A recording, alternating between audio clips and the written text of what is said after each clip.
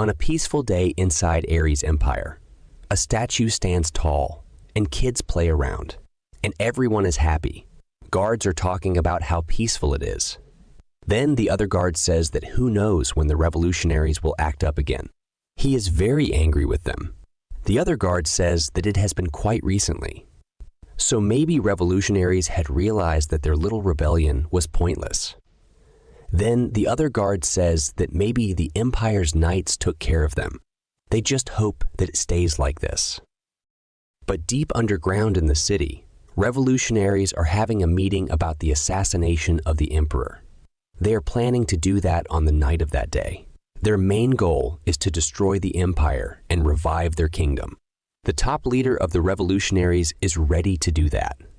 Then their leader told a red-haired revolutionary called Logan that his job is the most important. His job is to protect the secret text at all costs. He replies that he is aware of his duty. After that, the meeting ends, and they come out. A guy stops him and said that he sure is patriotic. Logan asks him what he means. He told him that he is talking about the secret text. Countless people were sacrificed to take and protect the secret text from the empire. Possessing that book is equal to wearing red loose clothes in front of a bull.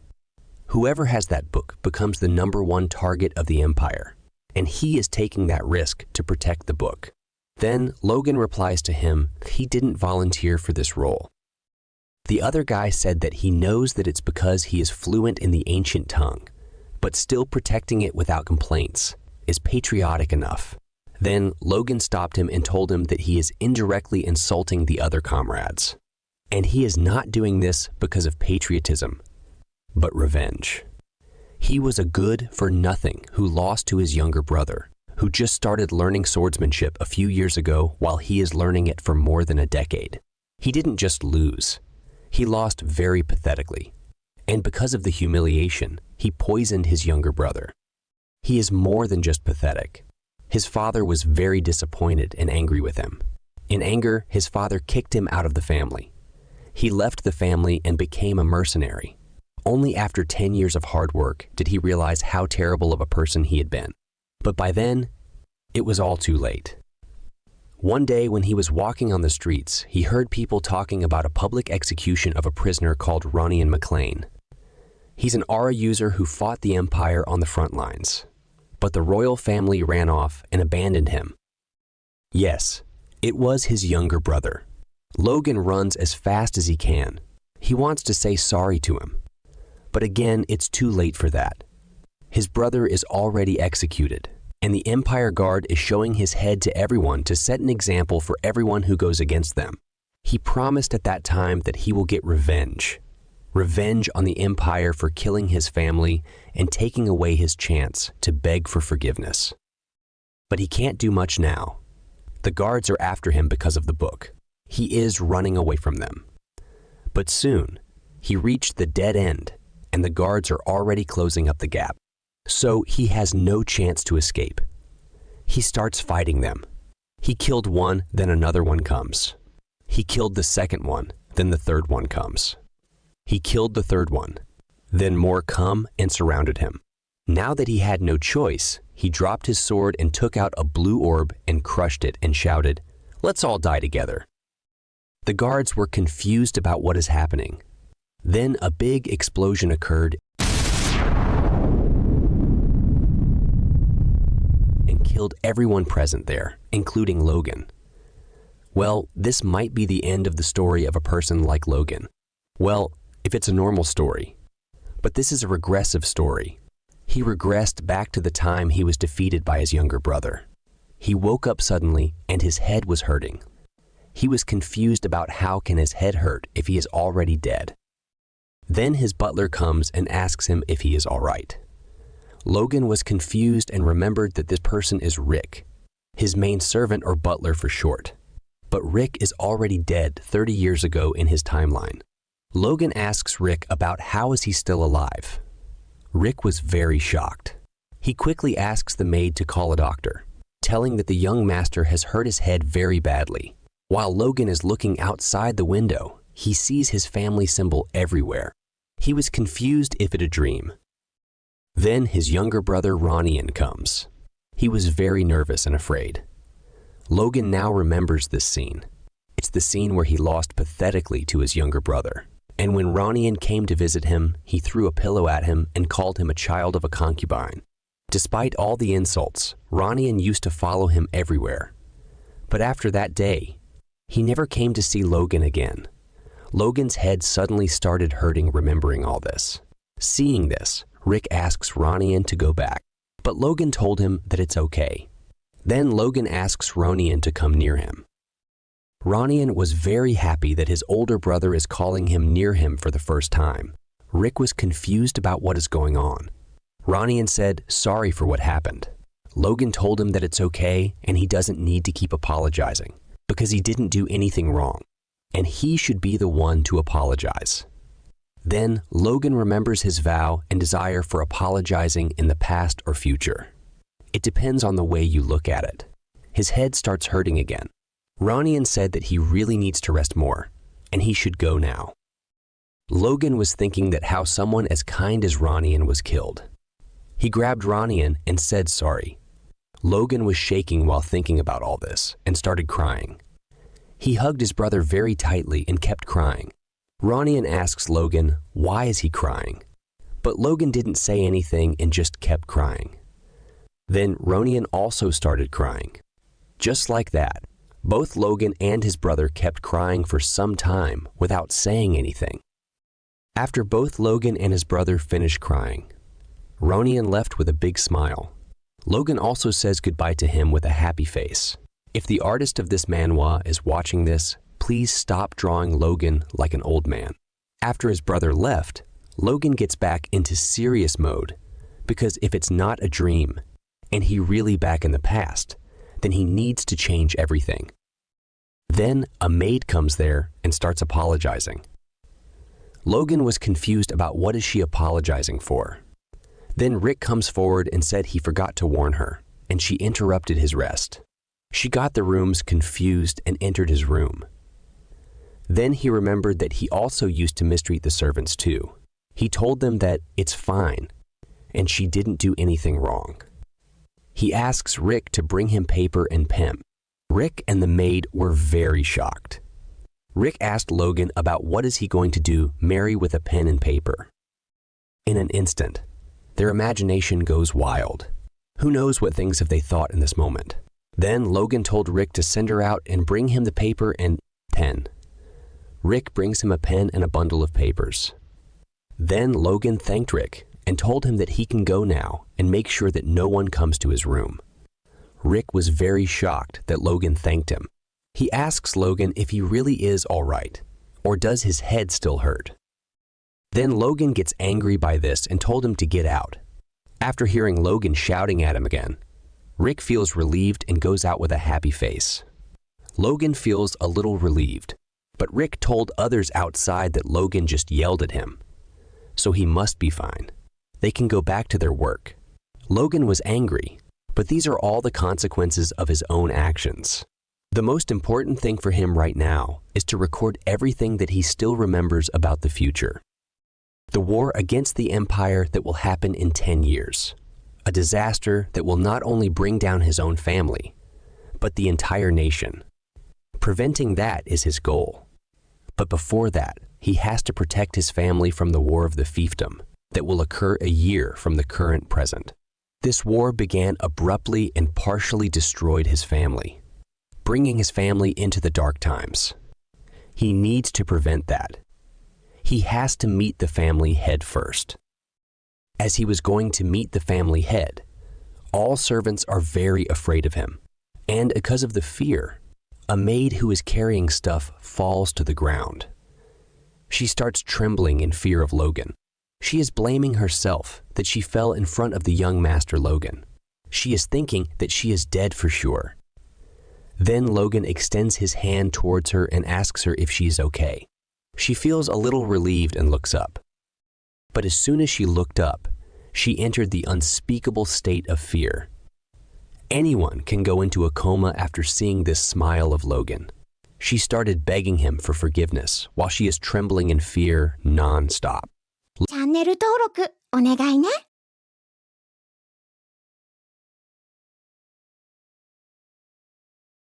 Logan suddenly backed off and asked her what's wrong with her.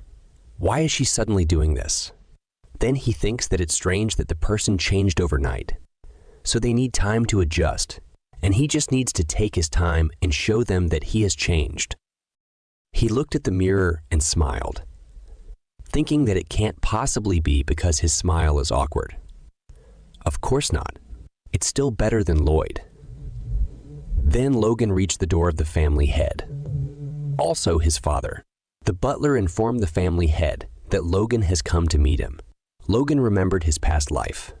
In his previous life, he resented his father for years after being kicked out.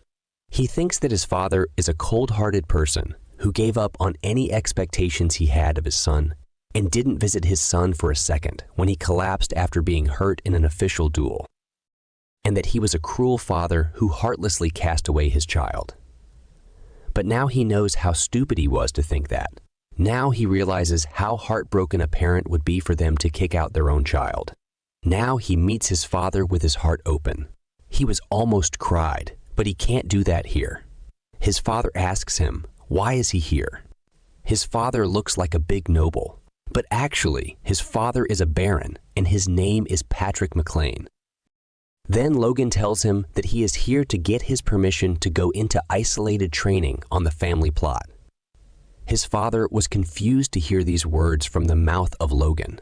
Actually, what Logan wants to do is win the regional war that is going to happen within a year. And to do that, he needs to strengthen the whole territory's forces. Strengthening the forces of knights and soldiers, reinforcing and developing weapons, and several more methods. For the sake of all this to happen, what he needs right now is money. He needs lots of money. But the McLeans are notorious in the whole kingdom for being the beggar family. They have no money. They are running with the loan money. But there is one way of earning a lot of money at once. Of course, the way is not honorable.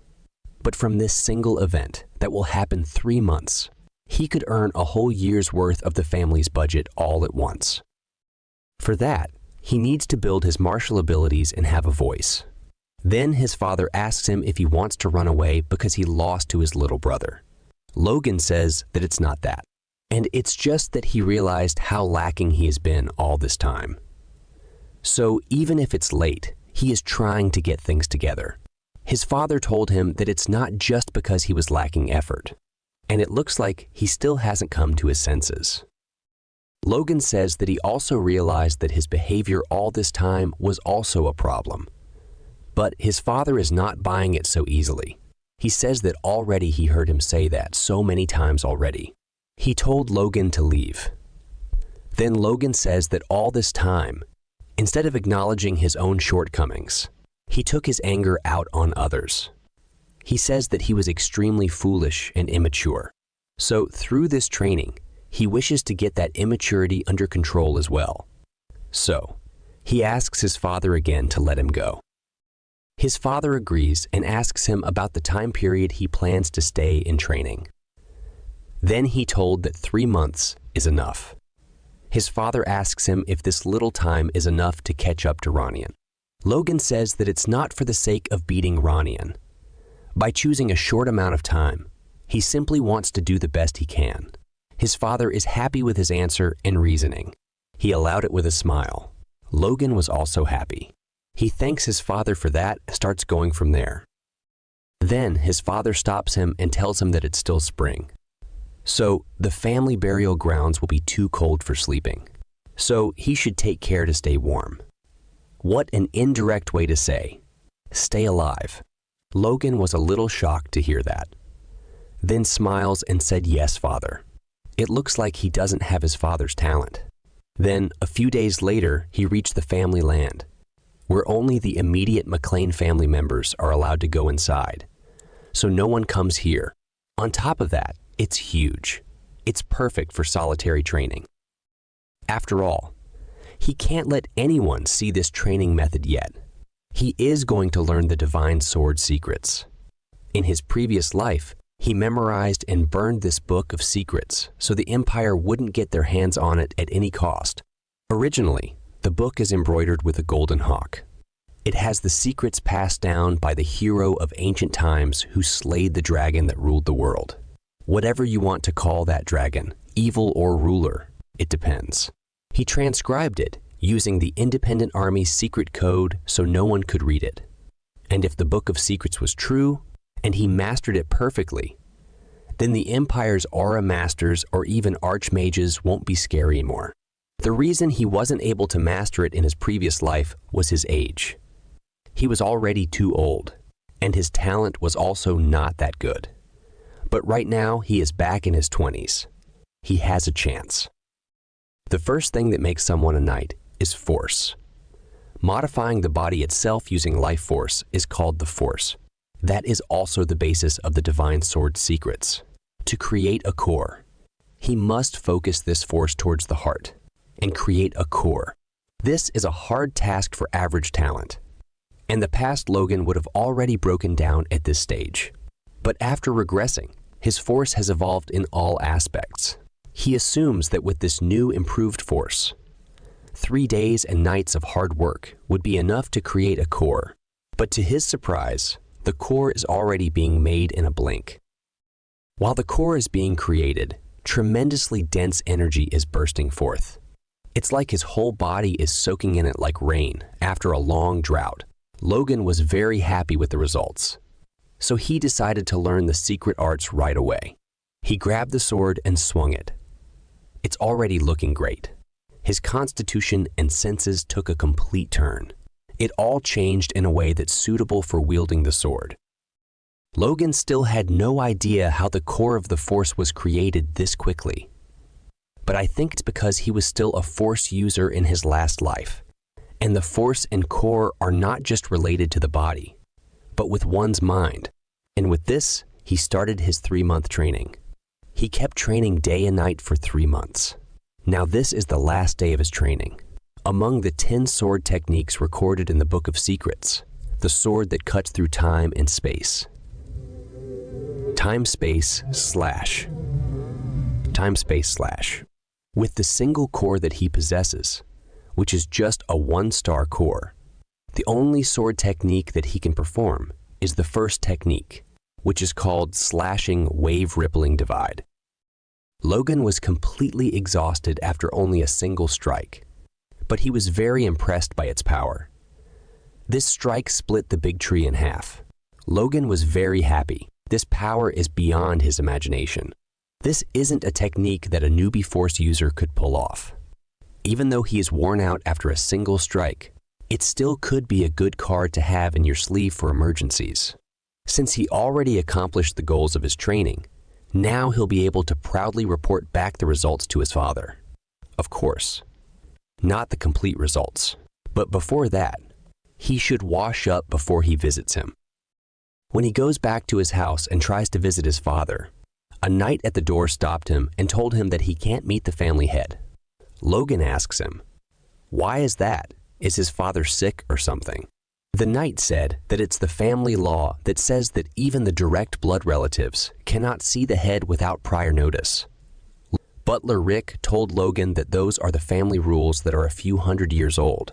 Logan says that he met him this way just 3 months ago. The knight says that it just means that the guard in charge didn't do his job properly. Logan was feeling strange because something like this didn't happen in his previous life. Then he hears the voices of other guards. They are making fun of Logan, saying that he is just a coward who ran away after losing to his little brother. And the knight knows that he can't let out a squeak. It looks like his reputation hit rock bottom while he was away for his solitary training. So much so that even the family's knights take him for a joke. He was planning on showing how he changed and slowly change his reputation. But now that things are looking like this, he decided to take care of it right now. He asks the name of the knight. The knight told him his name. It's Dominant. Everyone is confused about what he is doing and what he is going to take out. Logan starts saying that he stopped him from meeting his father using a family rule that's basically dead. And he also humiliated him with a consistent insolent attitude. So in order to pay back the unjust humiliation, he challenged the knight for a duel by throwing the gloves at the face of the knight. Everyone was in complete shock. seeing Logan challenging a knight. Rick almost goes crazy because of him. He tried to stop him, but Logan keeps insulting the knight. He asks him why is he not answering. Is he so scared that he has his tail between his legs against a rumored coward? And he is just past his prime now. In other words, he is just an old man now. This is too much for the knight to endure, so he agreed to do it. He accepted the duel. The duel is held outside. Everyone is surprised but eager to see the duel. Some are worried for Logan, while others want to see him getting beat up. They start betting about how long Logan will last. Some say 10 minutes, while others say that he won't even last 5 minutes. But no one is expecting him to win at all. The knight told Logan to take care of himself and not get hurt. Of course, his face is saying something else. But he didn't have the guts to say anything to a main family member in front of other knights. Logan knows that, so he was just smiling. But the most worried person here is Rick. He can't stop the duel and can't see his master get beaten up. So he is basically screwed now. Logan and Dominan are ready to fight. The other knight becomes the referee of this duel. He tells them that for the sake of safety, only wooden weapons will be used. He asks Logan if he is ready. Logan nods to show that he is ready. But the referee knight was worried and thinking if he should really be going ahead with this.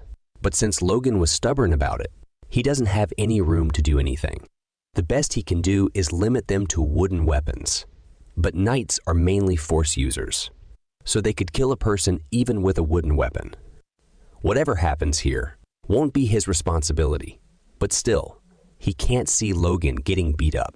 He was just hoping that Dominan will go easy on Logan.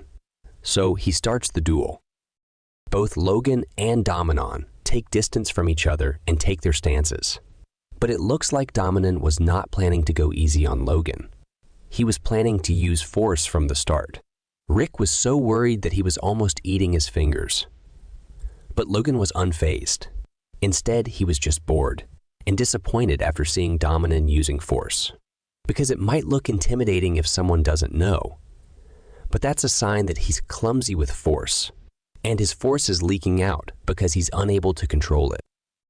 Logan asks him if something upset him.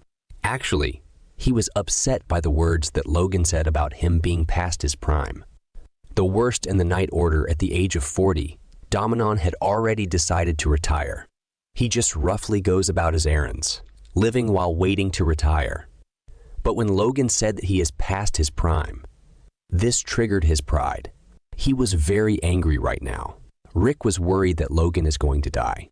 He asks the referee knight to stop the duel, but the referee says that he can't stop this because Logan agreed to this. Dominan decided to end this with a single strike. He used his most powerful technique called Mighty Triple Kill. I just want to ask, who was the one with this naming sense? That person's naming sense is as bad as mine. Dominan used his full power, but Logan deflects the sword easily and defeats Dominan with his own power. Of course, Logan also used force, but he used it minimally. After defeating Dominan, Logan starts showing off. He asks Dominan if this is the best he can do, and if he calls himself a knight. Guards and servants are all shocked after seeing this scene. They almost freeze for a second. After some time, they react, and the guards still couldn't believe what just happened. They are most surprised to find out that Logan is a force user. Logan told the referee that he wants to give Dominan another chance. Then the referee asks Dominan if he is okay. Of course, Dominan is not okay. He can't believe that he is weaker than a kid who is just a loser. So he grabs his sword again, believing that it's just a fluke. But Logan just lifts his sword casually and crashes it on Dominan's face, knocking him out. Logan was not satisfied with him, despite giving him another chance. Dominan's nose was bleeding from that hit, and he tried to admit defeat. But Logan was not going to let him go easily. He attacked him on the face, and he is not going to stop with just that. He was going to thoroughly punish him for mocking him. He starts the beating now. Rick was worried for Dominan after seeing how cruel Logan is. He is now asking the referee that they should be stopping him. The guards were also shocked to see how much Logan has changed in 3 months. Not only has his force awakened, but even his sword skills have totally changed. Logan beats Dominant until he passes out. After that, the referee declares Logan the winner of the duel. After that, Logan goes to meet his dad. His dad asks him how he awakened the force and what happened during the training. Logan was a little shocked that he was watching his duel, but he still knows it in his heart. Logan told his father that he just got rid of his greed and thought, and he just let go of everything. And as he kept training with that mindset, at one point, he could feel force filling up inside him. It sounds like a lie, but this is actually a realization he gained in his past life. Only after he gave up everything to avenge his family could he become a force user. Of course, at that time, he was above 40. His father says that he certainly changed since he has the empty realization. But after gaining that realization, the first thing he decided to do is to assault a knight. Logan says that he deserved it, and he might have already heard the whole story already. Logan's dad says that he heard it, but is there really a need to go so far? Logan told him that there was indeed a need to go this far. His father was surprised by Logan's answer. Then Logan explains the reason. He told his father that Dominon was trying to make a fool of the blood of his lord, and if left unchecked, he would have been a poison to the family's discipline. Logan sure is smart. He is using family name and honor to justify his own personal revenge. Then his father agreed with him and said that Dominon is definitely largely at fault since he forgot his duty in the first place and tried fooling him. But he also gives Logan advice to restrain himself. Logan was surprised that his father forgave him so easily. Then his father asks him what is with this look and asks him if he needs punishment. Then he told him that he is not saying that what he did was right and he should not do something like this again without his permission. Logan says that he understands.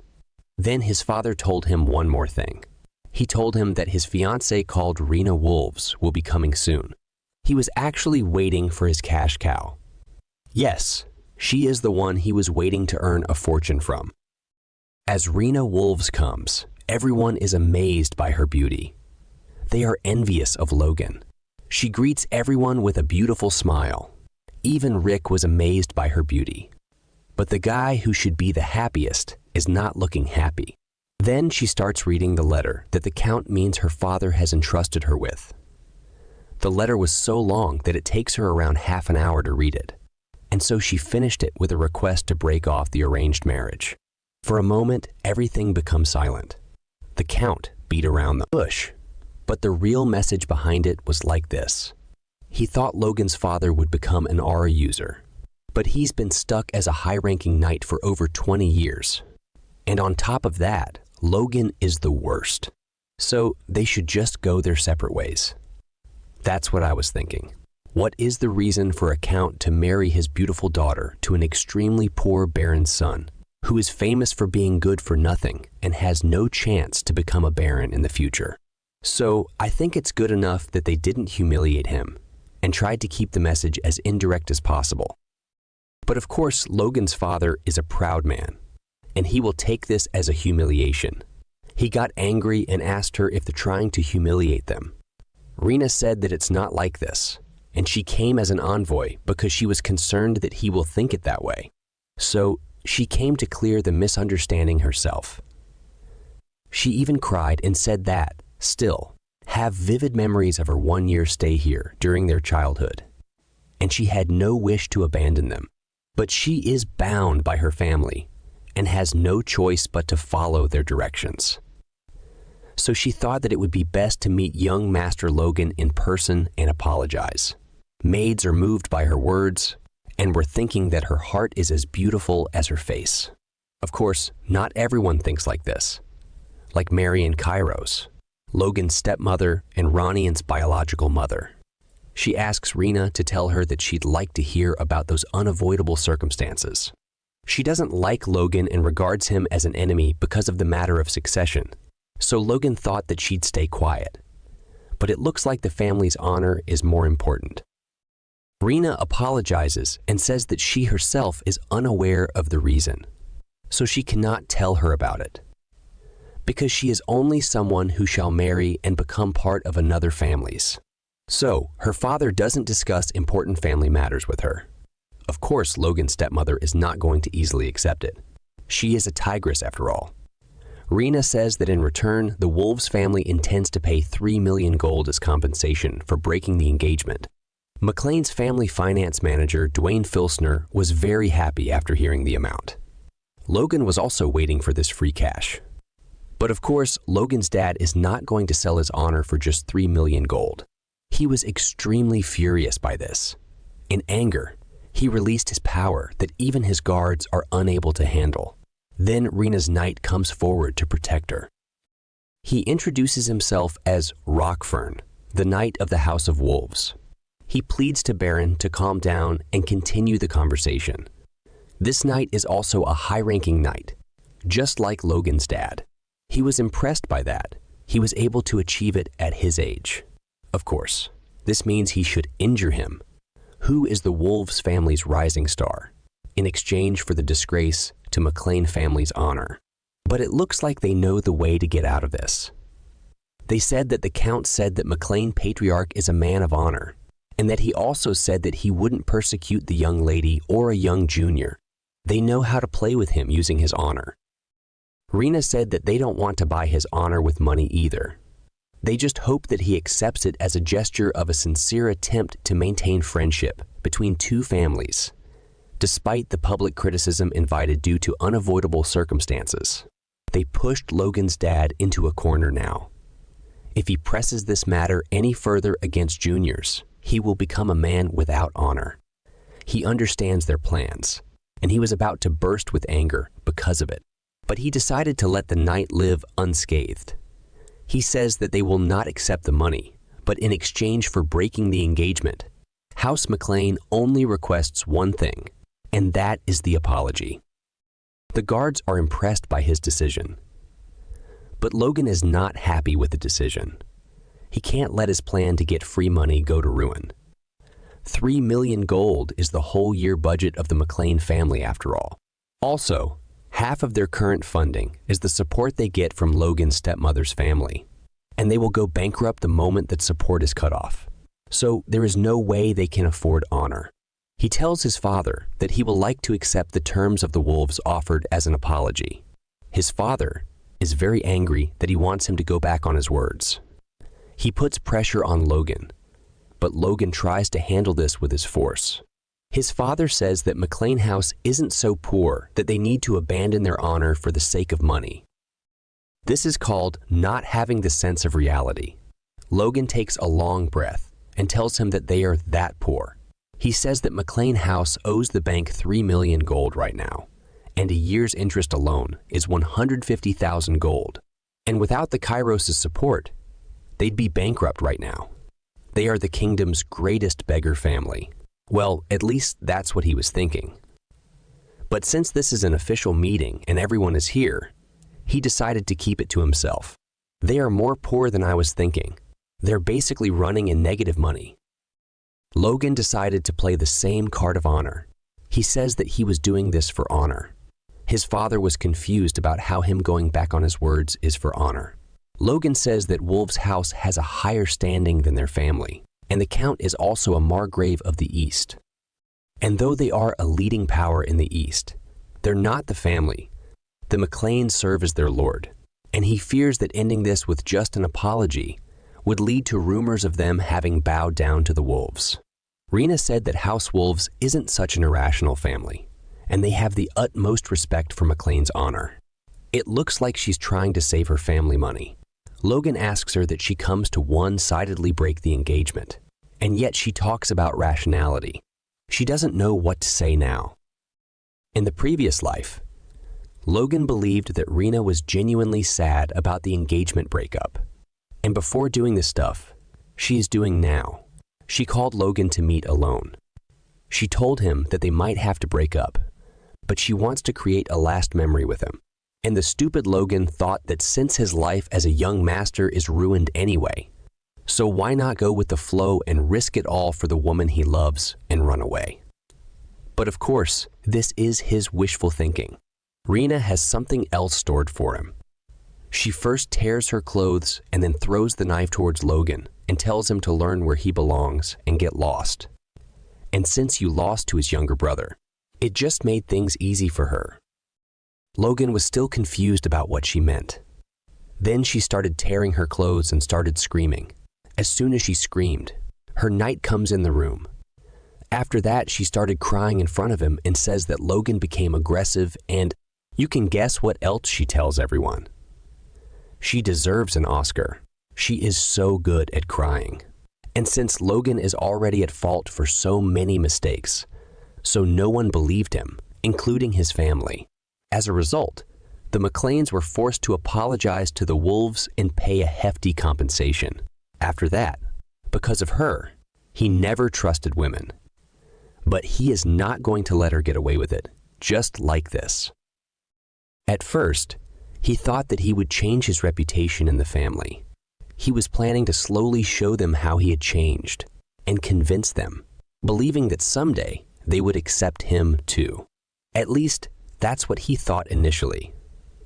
However, his fight with Dominion made him realize that he can't change the minds of these people and transform the family by gaining acknowledgement from individuals like them. Logan decided to abandon his reputation and told Rena that he would accept the money regardless of his family's wishes. Rena was very shocked because she didn't expect this. But Logan's father got very angry with him.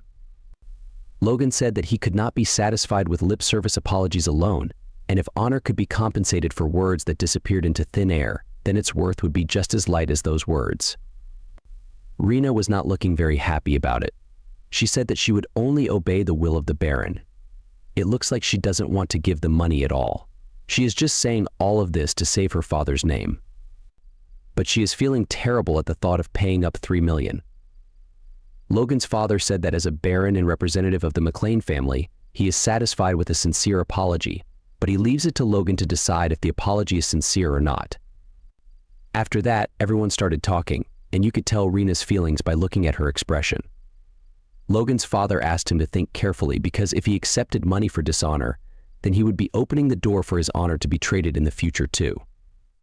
His father is looking forward to hearing his decision, but Logan is not going to back down now, and he decided to accept the money. Well, his stepmother is happy because it just increases her child's chance to succeed the position of the Baron in the future. And Rena was very frustrated because her plan failed. But the person most affected by Logan's decision is his dad. He was very disappointed and sad. He said that it's all his own fault that he didn't teach him the real value of honor. Logan was also sad seeing his dad like this, but for the future of the family, he has to do it. Now that he finally has money in his hand, he can do what he was thinking of doing. Then someone came to his door. The person who comes is Dwayne, the financial manager of the McClane family and also Logan's father's most trusted. In other words, this big smile isn't for Logan, it's for the huge sum of money that Logan has right now. No, it's not that he is crazy for money. It's just that he is facing the biggest challenge of his life right now, because as the financial manager of McClane, he has been running the entire estate on an ever-shrinking budget, and he has to fulfill the needs of servants and soldiers who are running out of supplies. So, he had to make up for the lack of money by begging the patriarch's in-laws. So at this point, he is more like the boss of beggars instead of the financial manager. If it wasn't his hometown, he would have resigned long ago. But now he sees a chance to be comfortable for at least a few years, and his opponent is a clueless, foolish kid. That's the image of Logan he had in his mind. So he is here to take a big piece of the pie, I mean the $3 million. He starts his plan by appreciating the thing Logan did yesterday. He says that he is very impressed by the way he stood up for himself without backing down, and he has an amazing appearance truly fitting of McClane heir. He was very happy with his own flattery. He thinks that since Logan only did stupid things before, so this must be his first time receiving flattery. So, he was expecting that Logan will easily open his heart and his wallet. But of course, Logan found this whole thing gross. Dwayne was a little surprised, but he still has more ways to get the money. He started explaining the hardship of the family and says that now that Logan has money, the family can relax a bit. But Logan says that it's his money, so why is he getting excited for it? Now Dwayne was worried that this rascal Logan is going to use it all by himself. But Dwayne can't back down either. He is the boss of begging, after all, but he can't bring himself to beg in front of someone like Logan. He starts crying while thinking all this. Seeing him crying, Logan asks him if the family situation is really that bad. Dwayne sees this as a chance and tells him that the family owes the bank 3 million gold. And he tries to tell Logan to invest it, but Logan says it before him. This surprises him that Logan knew about it. Then Logan says that it's harvest time, so he will be able to pay it. Dwayne was a little surprised that he knew that much, and because of it, he loses confidence. He says that running a barony costs lots of money, and they are on a tight budget, and if he can help them, it will be great. But Logan refused his demand and says that he can't do it. Dwayne asks him why is that, and he thought that the reason he opposed the Baron was for the sake of the territory. Logan says that he is right. He is going to use this money for the sake of the family, but not for the immediate running costs no matter what, because he needs to look ahead. Dwayne was thinking that Logan didn't know a single thing and he will just waste this money. Then Logan asks Dwayne if he pays the family debt with this money, how much would that change the family's situation? Dwayne answers that they will have a bigger budget and running the estate will be easier for at least a few more years. Logan asks him what will happen after that. Dwayne was confused by the question. Then Logan answers himself and tells him that they will be in debt again. They don't even have any specialty products, and because of this, it's become a vicious cycle. And he is trying to break that vicious cycle. So, he is going to use this money for his plan. Dwayne was stunned after hearing Logan. He can't believe that he is really the same hooligan he knows. Then Logan says that he has a favor to ask him, and if he does him a favor, he might be able to help pay some of the family's expenses. Dwayne was eager to do anything if he gets the money, so he asks Logan what it is. Logan tells him that he needs to gather some mercenaries. After that, he starts to pack his things. Rick asks him where he is going. Logan says that he is going to earn money. Rick was confused and said that he already has a lot of money. Logan says that he needs more. Rick says that the Lord will not allow it right now. Logan says that he knows that, and that's why he is going to sneak out. Rick was very shocked by it, but since Logan can't overturn his reputation right now, it's impossible for him to change anything here, so he has to create forces outside. Luckily, he is familiar with the situation outside during this time, because this is when he was kicked out from the family and roamed around the kingdom. First, he wants to scout someone. Rick asks him what is he thinking, running away from home at his age.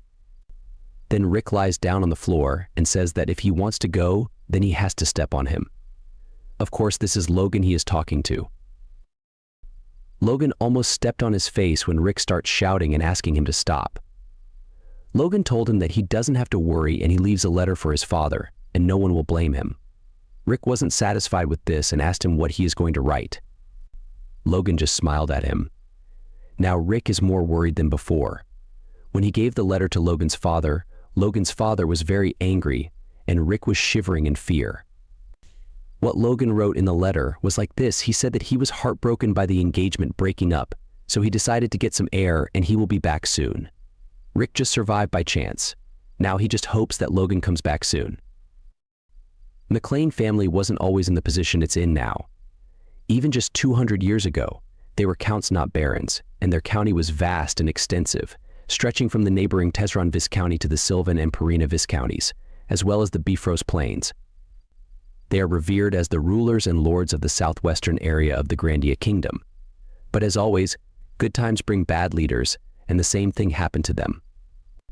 Until the current lord, Patrick McLean, the useless work of the last 3 generations of ancestors caused their title to be demoted, and with the size of their territory greatly decreased. The vast storage of grain that was once called the McLean Plains was given to the most powerful vassal, and the useful land was divided amongst different vassals. The place they ended up in, as if chased out, was the rough and dry land near the southern mountains. There were no suitable regional products, and the copper ore mines that were common in the mountain territories didn't exist in the McLean territory. And in this state, even if they won the regional war, they would need to ask for help from Kairos continuously. To end this vicious cycle, they need lots of money, much more than the 3 million Logan has. And there is someone who can provide that much money for him. To find him, Logan has come to the Grandia Kingdom's greatest trading city, Kale. This city reminds Logan how remote the McLean family is. There are lots of merchants here, selling all kinds of things in the kingdom. And based on Logan's memory, the person he is looking for spent his youth in this city. This person is called Gold Bug Philip Claude. The strongest nation on the continent is the Ares Empire. The Ares Empire is a centralist nation based on the merit system. As long as someone is talented, regardless of gender or age, they can succeed. It is a nation where you can enjoy power and riches. That right is even given to foreigners who aren't citizens of the empire. A perfect example of that is the Grandia Kingdom's Philip Claude. He is one of the wealthiest merchants who moves the empire and is the continent's greatest war merchant, called the Trader of the Grandia Kingdom.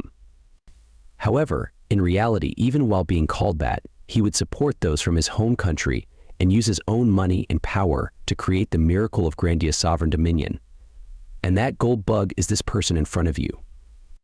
That guy who is looking like someone sucked out his soul looks like someone scammed him.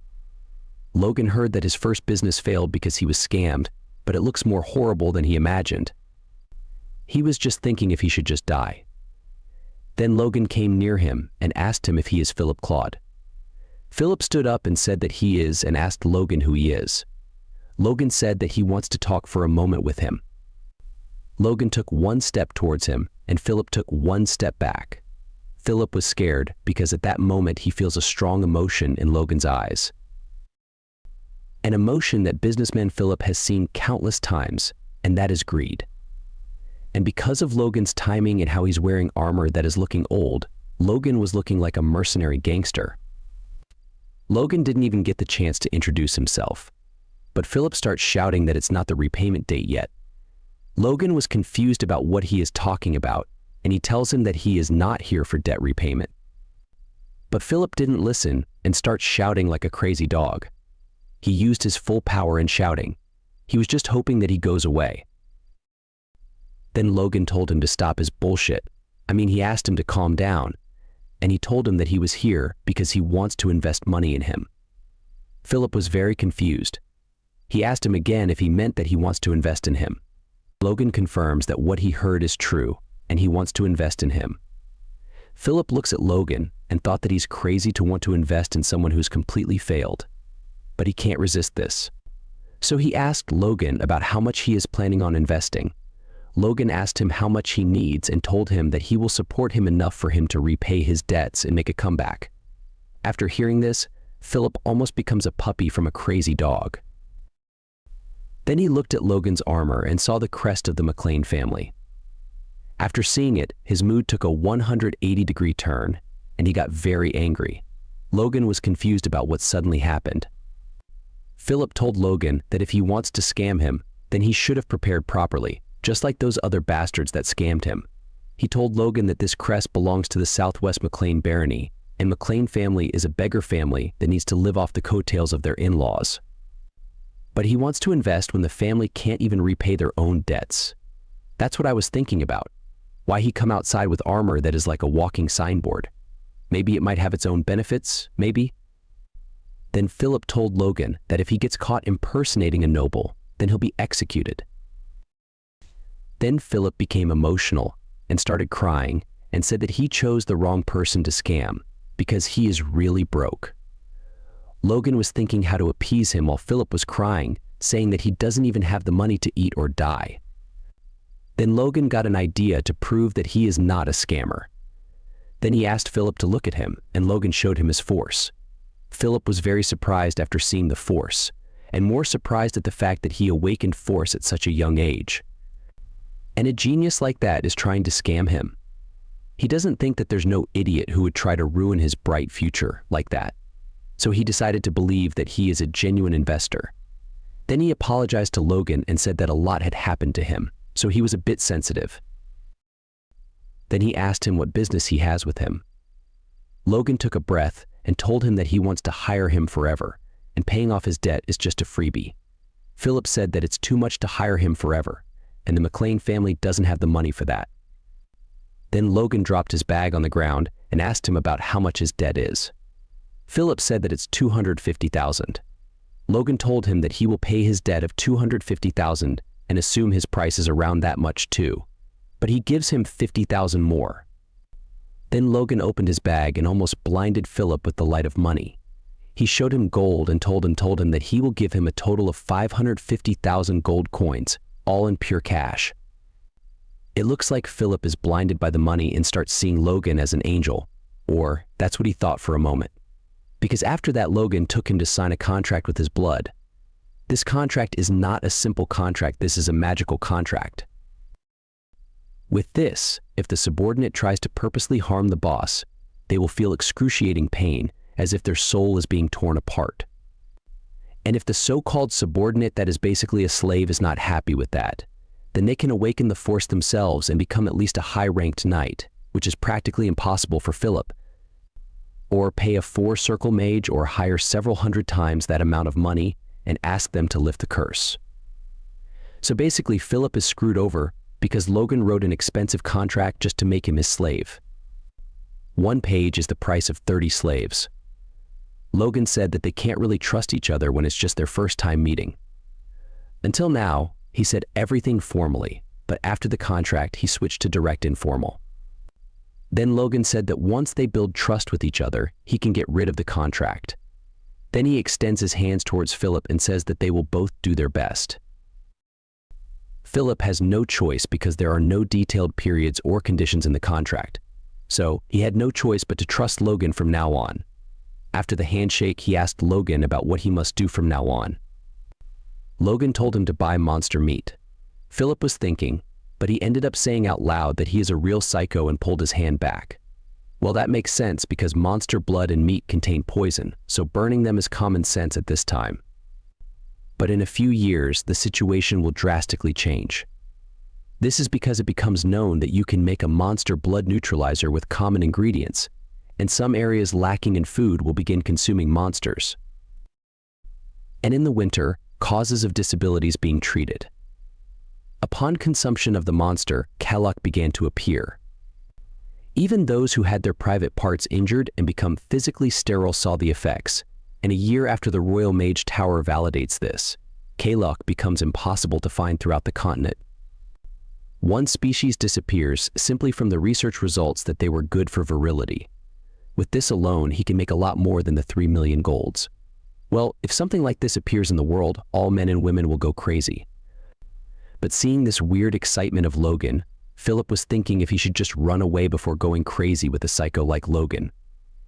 Well, I think it's too late for that. He should have thought that before selling himself. Philip was very surprised after hearing that he is going to use 1 million just to buy monster meat. Philip said that he is against it, but if he is sure about this, Logan said that he is pretty sure.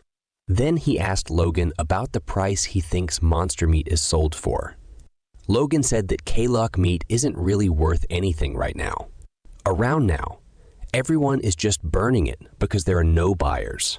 So if they just order someone to bring the corpses, 200 gold should be enough as per the kingdom's transportation charges. Also, the cost is per unit, so if they bring a lot of Kaloks at once, it will be way cheaper to transport.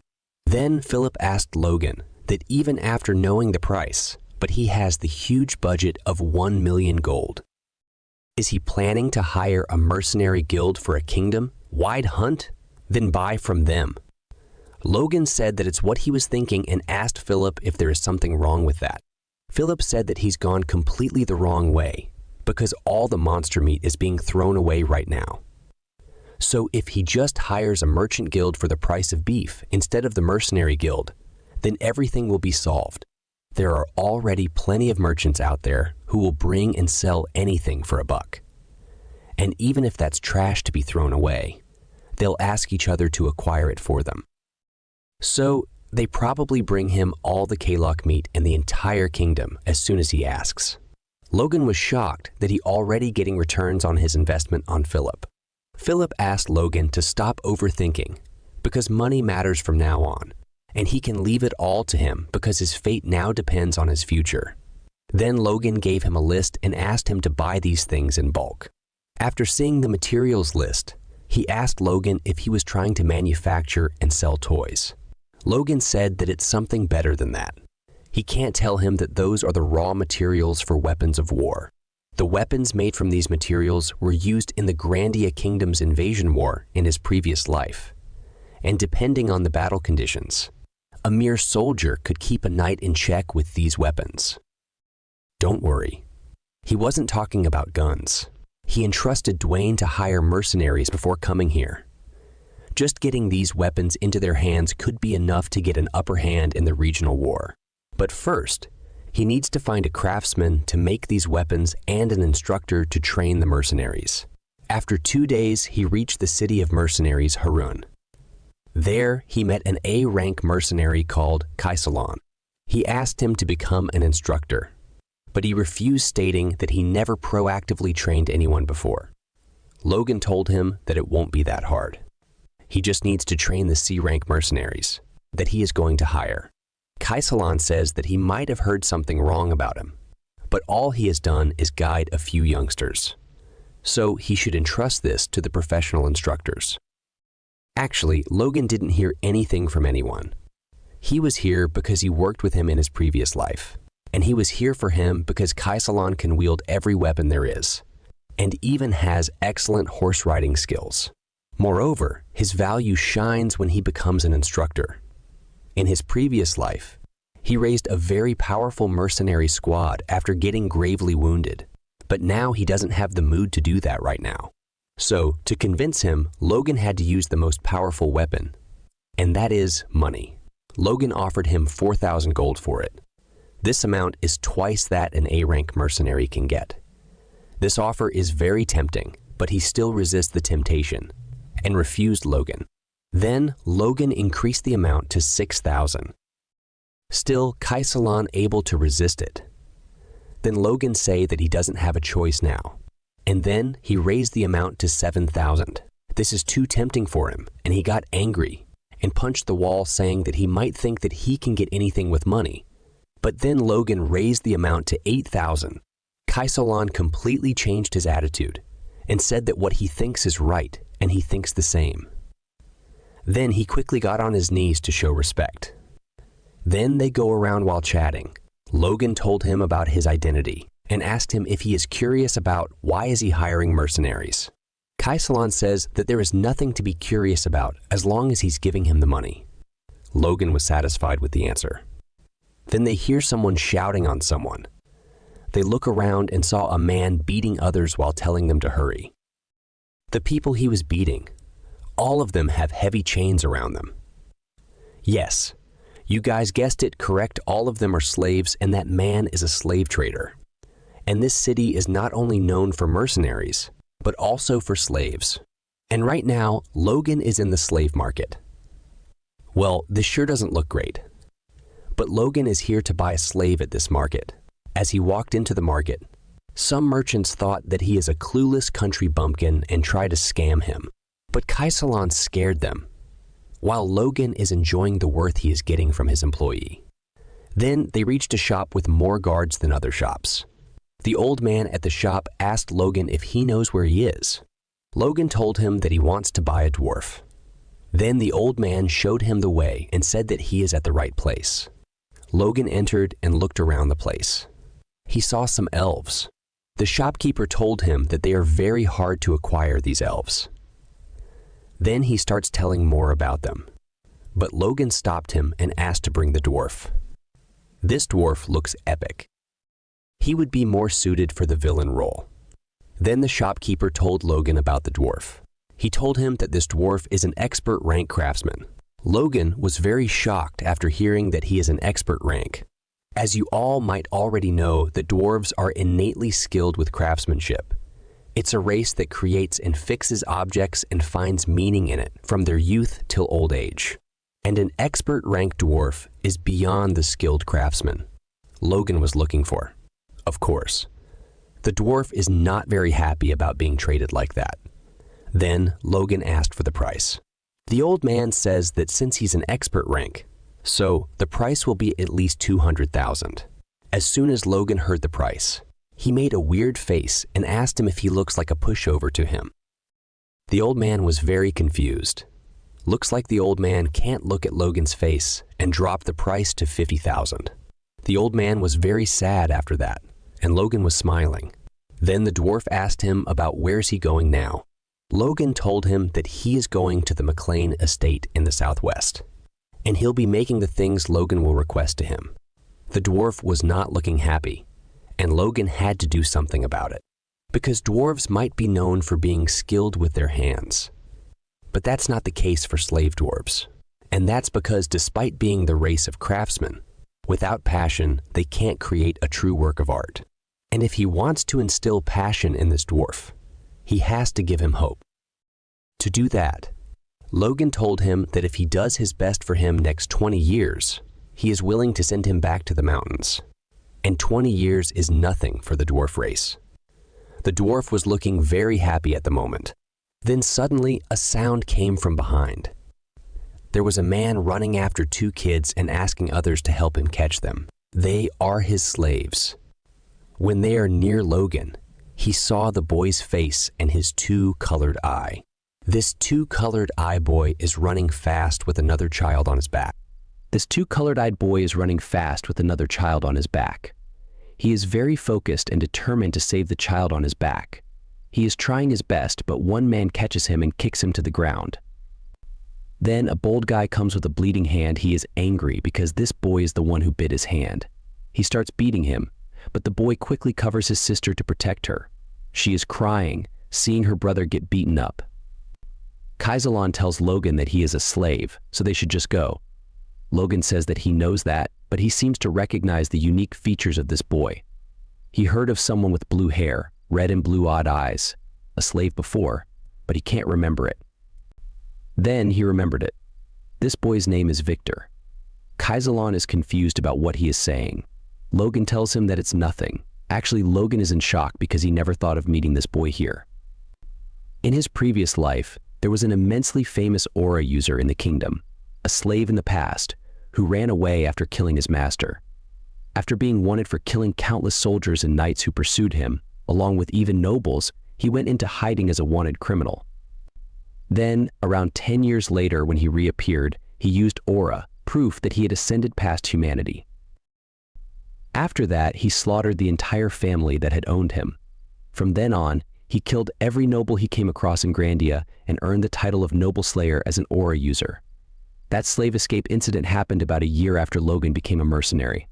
So, in that case, according to the timeline, he would indeed be a slave right now. So Logan was thinking if he rescues this boy right now, then he will have a future aura user on his side. But the problem is that this guy is an unstoppable homicidal maniac. Then this boy bit that man again. He is like a double-edged sword, and if not handled properly, then it can hurt its user. But Logan was thinking that if he's a lethal weapon, he'll slash his own ally, then he can just lock him up. So, he decided to intervene and protect him. He stops that man's kick with his sword. That man starts thinking about who he is and how the hell did he stop him. Then he saw the McLean family crest on his armor and took his leg back. He starts saying that he is embarrassed that he didn't see that he is a customer and says that he is just teaching the goods that weren't listening. He is referring to both siblings as goods. Then he asks Logan about what service he needs. Logan told him that he wants to buy both these children. That man says that both of them are rare red and blue odd-eyed children, so they're pricey. Logan asks him about the price first. That man says that at least 10,000 for each one. The price of a sturdy young slave costs around 300 gold, and he's setting many-fold times the price for kids who are nothing but skins and bones. Well, considering the worth of a noble slayer, 10,000 is still cheap, but there's no way this guy knows that. And above all, Logan doesn't want to let this scumbag make money from the children. So Bjorn starts stating facts about the pricing and said that one of them looks like he's on the verge of death. The boy who was protecting her sister, he is beaten very hard, and her sister is crying. That man says that they are only one on the sale here. Logan told him that the most he can give is 500 gold for each. That man says that it won't even cover their original price. Logan saw anger and asks him if he thinks that he doesn't know the cost of a slave. He scared the trader. The trader starts thinking about how much trouble this kid had caused him, and he is sure that he will do it in the future too. So, he just agrees on Logan's terms. That kid called Victor woke up after some time. He was on the back of Kaisalon. Kaisalon was confused seeing that he is already up because his injury wasn't one that should allow such a quick recovery. Logan also says that he woke up in no time. Actually, Logan was the one who was secretly releasing force as they are moving, so it's only obvious that he healed faster. It's better than the magic of most low-level priests. However, the sister of Victor is able to detect the force that even Kaisalon failed to detect. It looks like she is going to become an archmage or something in the future, but Logan just ignored it, thinking that it must be a coincidence. Of course, the noble slayer is not going to back down so easily just like that. He jumped from Kaisalon's back to attack Logan. Of course, Logan easily dodged his attack and caught his hand very easily and grabbed him by his neck. It looks like he is not planning to go easy even on a kid. Logan says that he doesn't know if he is just full of spirit or just plain stupid. He asks the sister to run from there, and her sister's name is Rie. Then Logan squeezes more hard and asks him if he doesn't get the situation he is in. Did he look like that slave merchant to him? That he can easily run from his grasp? He told him that it's great that he is full of fighting spirit, but he should learn to pick his opponents wisely. And he hopes that this will be the last warning he needs. And if he obeys him, then he guarantees that he and his little sister will be safe. But if something like this happens again in the future, then he will get rid of him and his little sister. Then Victor nods in agreement. Well, that's all he can do in this situation. Then Bjorn releases him and he falls to the ground. Then Logan leans towards him and thinks that it should be enough. He is using the carrot and stick strategy here to win this kid. He says that he is planning to foster him as a knight. He is very surprised to hear that. He asks him again if he really means him. Logan says that's right. And he must know this too, but he still will tell him that knights are honorary nobles. So naturally, he will be able to escape his status as a slave too. And not just him, but his sister as well. He looks at his sister and says that he will do it. Logan understands that his sister was the way to control the noble slayer's violent nature.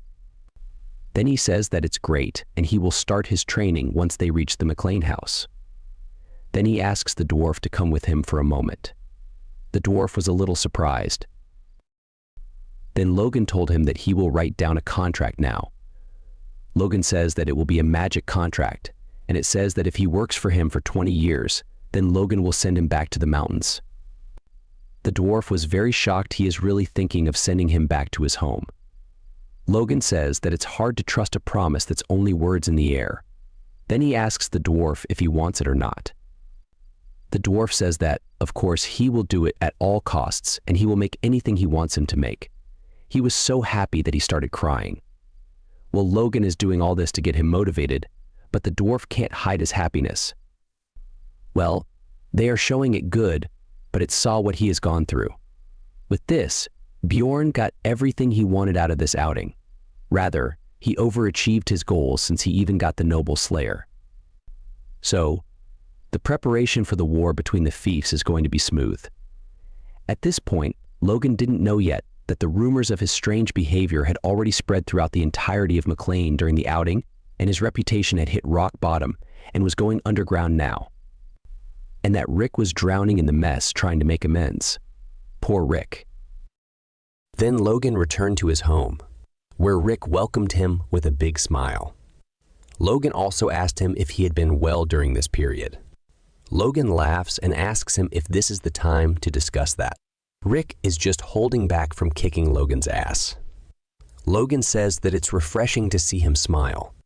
Then Rick asks him about what on earth he's been doing all this time outside, or if he doesn't know what the people of the fief are saying about him.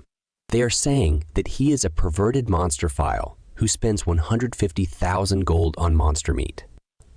Well, a few days before, Philip met with the merchants and told them that his client wants to buy monster meat. They asked him about what kind of weirdo is that person.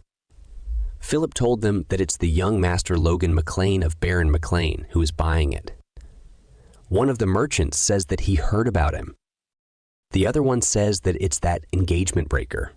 The third one says, the guy who ripped off his fiancée. Philip thought that spreading strange rumors about monster meat would increase the sellers of the monster meat, but he didn't know that Logan had such a past. Before he thought that he was just a crazy guy, but now he thought that he was a crazy scumbag. But in contrast to that thought, the merchant Philip's instincts screamed to him, "Don't you miss this opportunity at any cost?" At that time, he told them the price. He told them that he will pay them 1 gold for 1K. Every merchant was shocked by the price.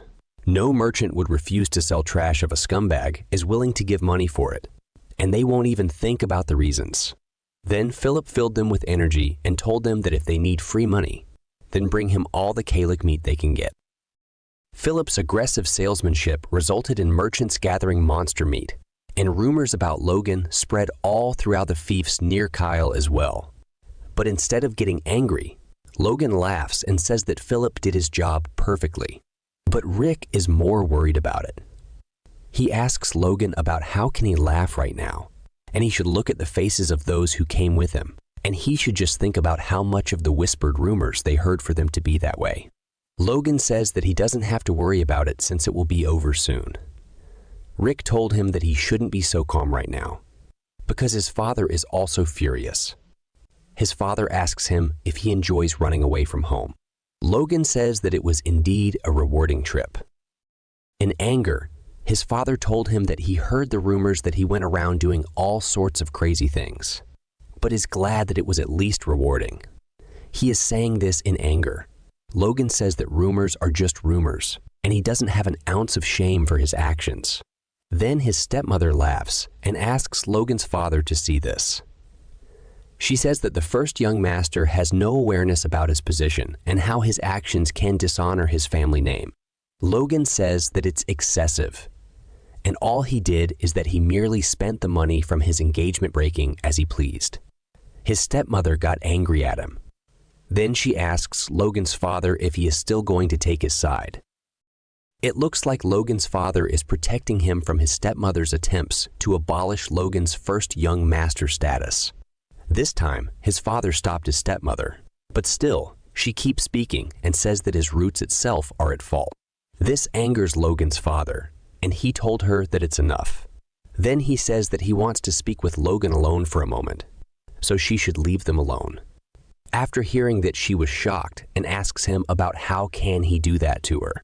Then he told Logan that this will be his last warning to him. After she left them alone, then Logan's father asks him what is wrong with him. Then he asks Logan to have a frank chat with him about what on earth is going on with him and why he has done all these things. Logan was thinking that he will let him slide easily. But since that's not the case, Logan told his father that he won't understand even if he told him. Then his father asks him if he is sure that he is the one who doesn't want to be understood. Or did he not realize what people around are saying about him? They say that he is violent, cruel, money, obsessed, and even insane. And how long can he cover up for him? And he asks Logan if there is such a time, he will stop in the future. Then he should give him a notice of such. That way, he can at least make the excuse that he tried his best for his dead mother. Logan was shocked that he brought up his mother because he never mentioned her in his previous life, not even when he kicked Logan out. Father is a father after all, and he hasn't fully let go of his hopes for Logan. Then Logan asks for a year's time from his father and says within a year, he will prove to him the reasons for his actions and asks him to do this favor for him. His father was shocked after hearing the word favor. He keeps thinking about this even after the meeting because he found this word strange between a parent and child. Now, if Logan doesn't prove his words after a year, he has to make a decision, as he is the patriarch of the McLean before he is a father.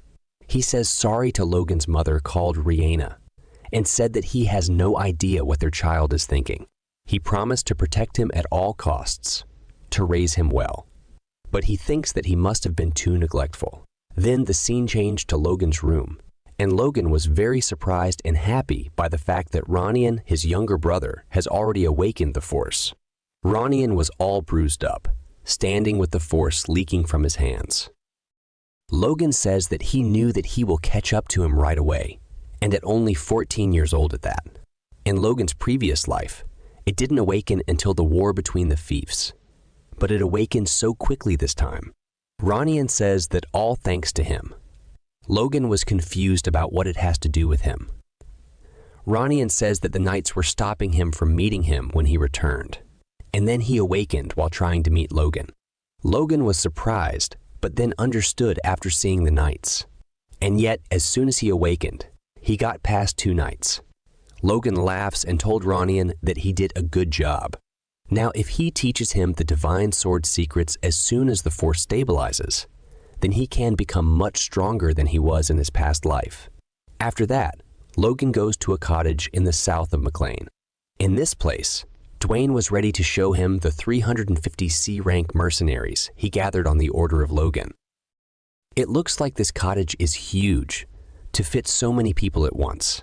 Then they start talking to each other, asking if is that him who calls them here and leaves them in this crumbling cottage for 10 days. Then some say that they might be scamming them. Another guy says that there's no way that a lowly baron family would dare begrudge a mercenary guild unless they're crazy. Then another says that they never know. He might actually be crazy, and the rumors about him are already bad enough. They even make fun of him, saying that he is carrying a sword and wearing armor and was trying to act like a soldier. Logan was not very happy with their murmurs. He had to pull in the reins with these rascals who fight for a living or nothing. Gets through to them. Then Logan called out a guy who was making fun of him and asked him if he thinks that him wearing armor and carrying a sword is funny. The guy said that he's not sure about what he means, but he is confused about how he heard that from all the way over there. Logan said that he can think that way if he has the skills to back it up, that is. But he is a lowly C-rank mercenary, and what non-existent skills of his make him look down on others. This made him angry. Then Logan asked him if that offended him, and even a lowly man like him has pride. He asked him to step forward and told him that if he lands a single blow on him, then he will immediately pay him a year's worth of pay and let him live. This surprised everyone. It looks like they all wanted to do it. Then Logan promised this with the honor of a noble at stake and made all of them hear witnesses. The man stood up and said that he can't go back on his word. He came forward with very high confidence, sure that he can crush Logan easily, let alone just hitting him once. Then people started asking each other if he is a B-ranker. Another said that he's not yet, but maybe after he finishes this job. That's why he is so confident. He asked Logan to go first. Logan told him that he is going to regret it. He said that he's been using his sword for so much longer than him, so he doesn't have to worry about that. Then he asked Logan if he needs an upper hand by any chance. Then Logan punched his face. Everyone was shocked by it. Dwayne looked more shocked than others. I think he should have already known. But it looks like that Logan's bad reputation hid the news about his fight. Logan knocked that man's teeth out. Now, others who also wanted to fight got too scared after seeing that Logan is an Aura user. Logan stretched his body, took a breath, and then asked others if anyone else wants to run his damn mouth. Kaisalan was also shocked. He did thought that Logan was out of the ordinary, but he didn't realize that he was this good. Then Logan say that since there are no one else who wants to challenge him, then he will formally introduce himself. Then he introduced himself to them and told them that he is the one who called all of them here. Then he asked them if they are wondering why he is throwing money around and hiring mercenaries. Then he smiles and told them that he was thinking of training them to be crossbow cavalrymen. Kaisalan was very shocked after hearing that. Then the mercenaries start talking and saying that they will spend all their time reloading those. Then Kaisalan come to Logan and quietly told him that crossbow aren't efficient weapons for cavalrymen to use. Logan say that he knows that. Kaisalan was more surprised now and asked him if he knows that. Then, why is he doing that? Well, normally crossbows are far more destructive than bows, but inexperienced shooters take more than a minute just to load them. Well, this loading position isn't looking very safe to me. If by mistake the arrow released, then your foot is as good as gone. But if you're on a horse, you're going to run out of firepower in just a minute, even if you're carrying 3 or 4 loaded crossbows. So it's no wonder that they're baffled. Then Logan told Kaisalon that even if he think that he is blowing away money cosplaying as a soldier, he still have to train them thoroughly first, and he will find out the reason later. Kaisalon was not so sure, but he agrees to do that. And Logan was certain that these crossbow cavalrymen will be a great force for McLean, even far beyond the forthcoming war between the fiefs. I think if he wants to train a good loyal soldiers, then the slaves might be a good option. Because in the end, they are just mercenaries. Well, he needs a combat-ready force in few months, so they are the best option for him for now. After few days out of the 350 mercenaries they recruited, only 312 passed the simple qualification test. Well, that's still good enough. Then the dwarf comes to Logan with the plan that Logan give him to look. Logan told him that this is a schematic of the crossbow that he is going to make. Well, the dwarf was not looking very energetic after seeing it. Logan say that it's probably crude to the eye of a professional. It's a weapon that Logan used for decades in his previous life. So he roughly drawn all the structures he can remember. And since this dwarf is an expert rank, so he should be able to do it with just that. Then to confirm the details, the dwarf asked Logan that what he need to do is to put a cartridge that holds bolts in the back of a crossbow and make it auto-load, and it needs to be able to fire 3 shots in a row. Then he asked Logan about who come up with the shit. Logan say that it's him. Dwarf instantly regret what he just said. Then he changed his tone and words and said that it's a novel idea. Then he start talking about the problems with it. He told Logan that with twisted strings in a structure like this, the strings won't hold up and they'll break. And if he put a wooden box like this behind it, then it's going to be uncomfortable for the shooter as well. So what is he going to do about that? But Logan don't know a shit about these things, and with a stupid and innocent face, he told Dwarf that it's up to him to figure out that. Dwarf mind is exploding with anger, and he was just controlling it. Then Logan say that he was just messing with him, so he don't have to get angry. Then he told Dwarf to reduce the size of the bolt to reduce the size of the cartridge itself. And they can make the cartridges prefabricated and have them reload every time they shoot. The dwarf was surprised after hearing Logan's suggestions. Well, that's a different thing that these are someone else's ideas in his previous life. But who gonna tell that to this dwarf? Dwarf eyes light up, and he say that even a skilled shooter can't fire 2 shots in a minute. And this weapon will be beyond their time. Well, it is after all. And all that take to create something like that is a cartridge, spring, some wood, glue, and a bowstring. So this is a motivating challenge for the dwarf now. The dwarf say that he will give this a shot. Then Logan ask him about how long will he take to do it. Then dwarf say that he is asking a deadline for something that he never seen or heard before. Then Logan say that it's still a weapon that humans have made. Dwarf was very shocked, and Logan about who did it and where it was made. Logan told Dwarf that he don't need to know that, and if he thinks that it's impossible, then he can give up. After plying with Dwarf pride by saying that a human made it, and he can give up. Of course, Dwarf is not going to give up and accepted it, and told Logan that within a month, he will create something far superior, and he should just watch what happens when he challenge a Dwarf's pride. After that, Logan start training his future knight or the noble slayer. Until now, he is feeding him well and resting him since his arrival. But he changed quite a bit just from eating well. And when he is about to fall while running, Logan told him to take rest. And his sister come running to him to wipe his sweat. He is just 14 years old. And because of poor nourishment, he is much smaller than his peers. But he managed to run 20 km without stopping. Logan was very happy with his talent. More than anything, Logan was impressed by his persistence and endurance to run till the end. And the concerns Logan before had are irrelevant now. And the brutality known as the noble slayer doesn't seem to be his true nature. Then the obvious reason he become like that in his previous life must be his sister. Then Logan told him that it's enough and told him that it's time for the next training.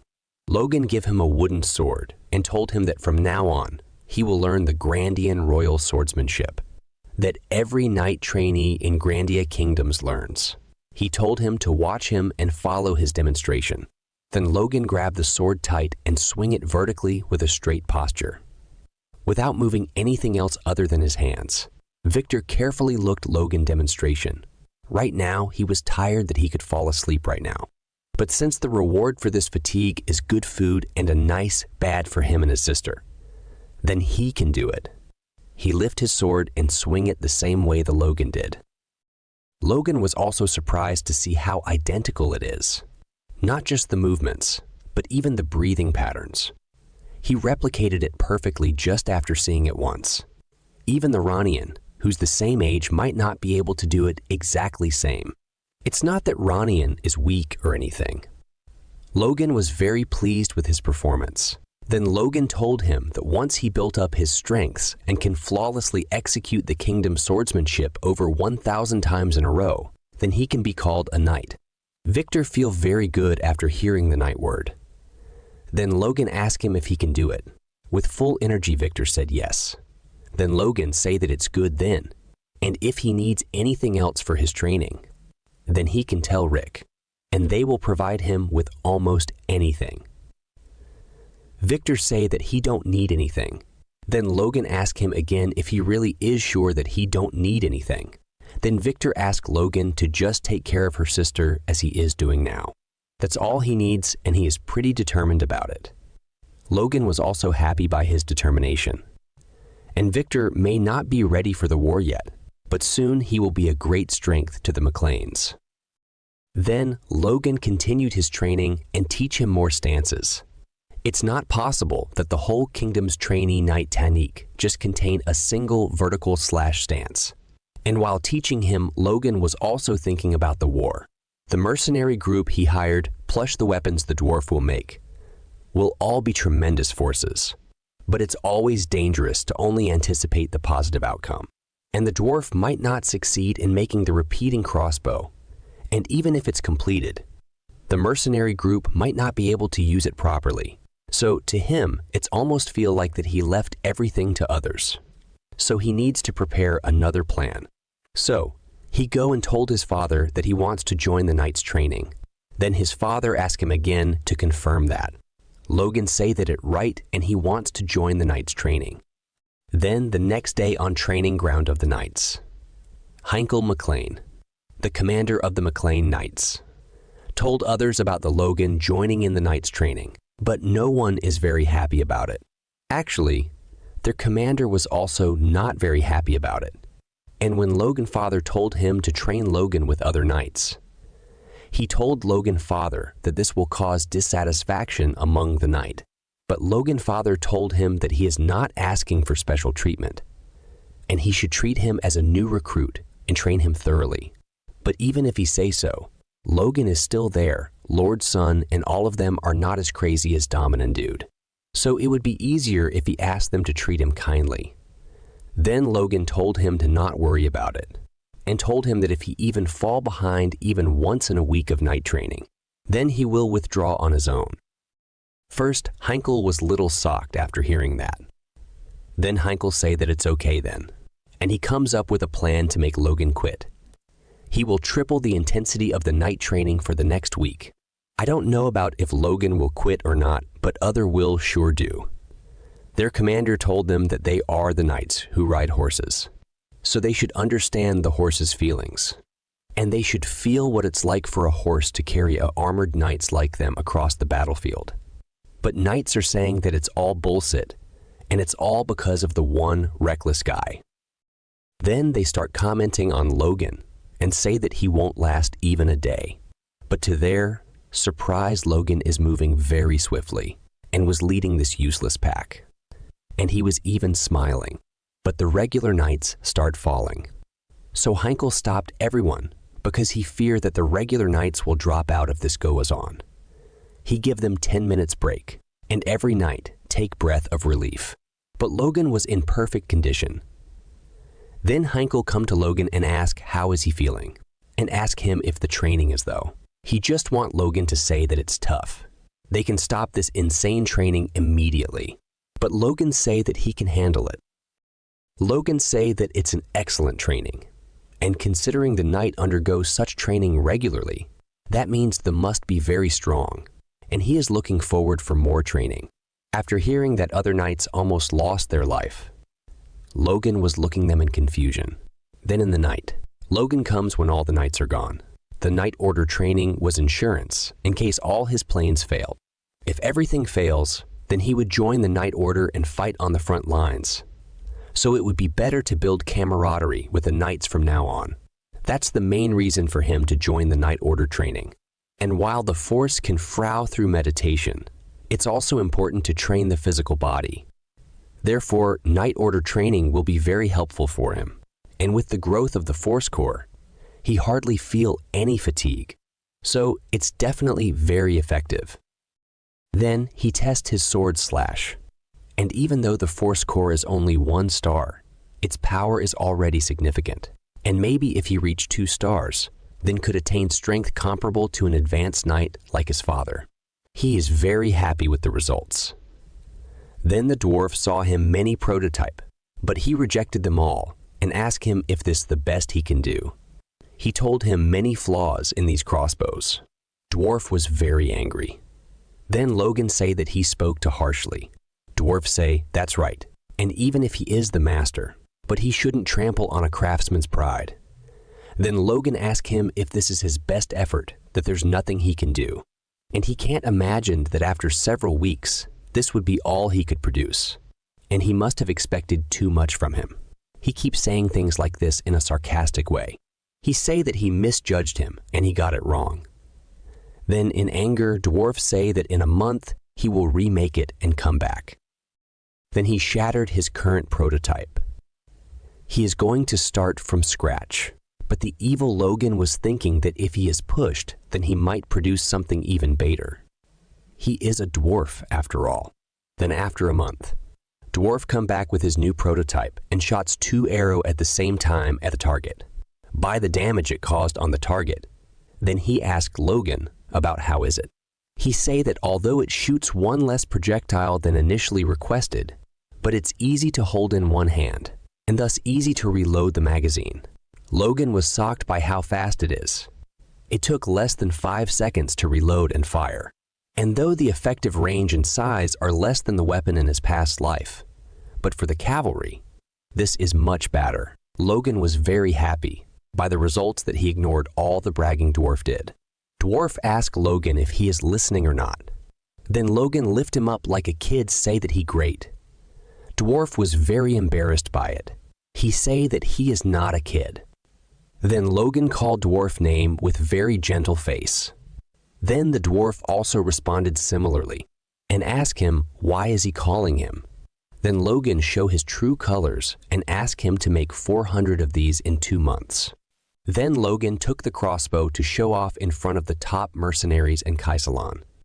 The mercenaries were amazed by its power and range, and mainly by the fact that it shoots consecutive shots. Kaisalan was more shocked by it. He just couldn't imagine what an army of more than 300 mounted troops could do after being armed with these crossbows.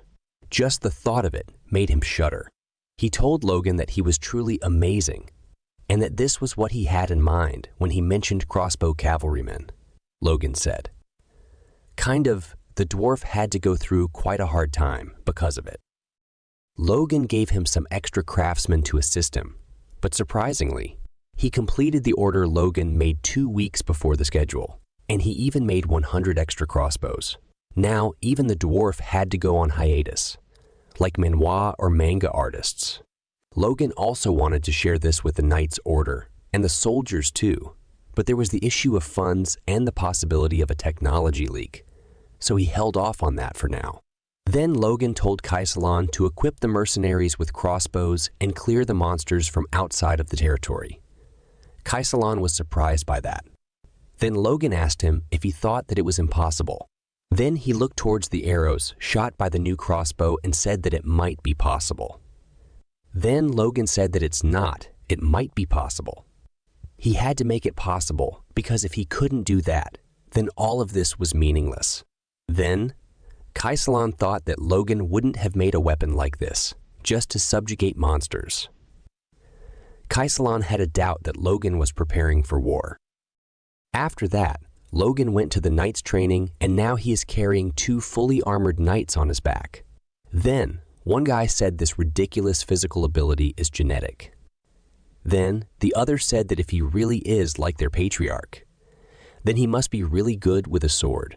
Then the first knight said that if he thought back to Dominan, then the second knight asked how he could compare him to the old man, and he even lost to his younger brother before awakening. But despite that, he was amazed by seeing how he had been consistently enduring the training for over a month. The training that was initially designed to drive Logan away, now solidified as the new symbol of the Knight's Order. Now everyone has become accustomed to it. They say that this feels like the right level of training, fitting for the Knight's Order. It becomes an unexpected stimulus for the low-rank knights who had been taking it easy in training. And the knights began to truly understand and empathize with their horses. The bond between the knights also strengthened, maybe to a frightened state. Their commander just merely persisted with the training because Logan didn't quit. But he couldn't believe the results. Then he looked towards Logan with admiration, but it sent chills through Logan's spine. Logan didn't understand what just happened. Logan continued his force training in the night after pushing his body hard with training. He is making good progress by synergizing his subconscious with meditation. And lately, he started seeing the signs of a shift in his force. And if he can improve his martial powers as per his expectations, then superhuman, aura masters, and archmages will be nothing. And he will surpass them all who he saw as monsters in his previous life. Then he started practicing and chanting some weird words or incantations. And soon enough, he completed his second core. Now, he has the basics to learn the next secret technique of the sword secrets. And just by considering the power that the first technique gave him, he is sure that the second technique will be far more powerful than the first. So, if he can just master that technique before the war, then even a high-ranking knight won't be scary anymore to him. From then on, the hunt began. The monsters looked like they were sharing their hairs. One was bald from the center, and the other one had hair in the center. I've seen this meme before. What the heck? Where did all his hair go? Or this duo is different. Looks like they all focused all their efforts on their hair. Everyone has a unique hairstyle. Well, that's not important now, because they are being chased by more than 300 strong cavalry loaded with fast, shooting crossbows. So they are just getting massacred here. Old, young. Everyone is the same in front of the new crossbows. The mercenaries are very happy and excited by the performance of the new crossbow.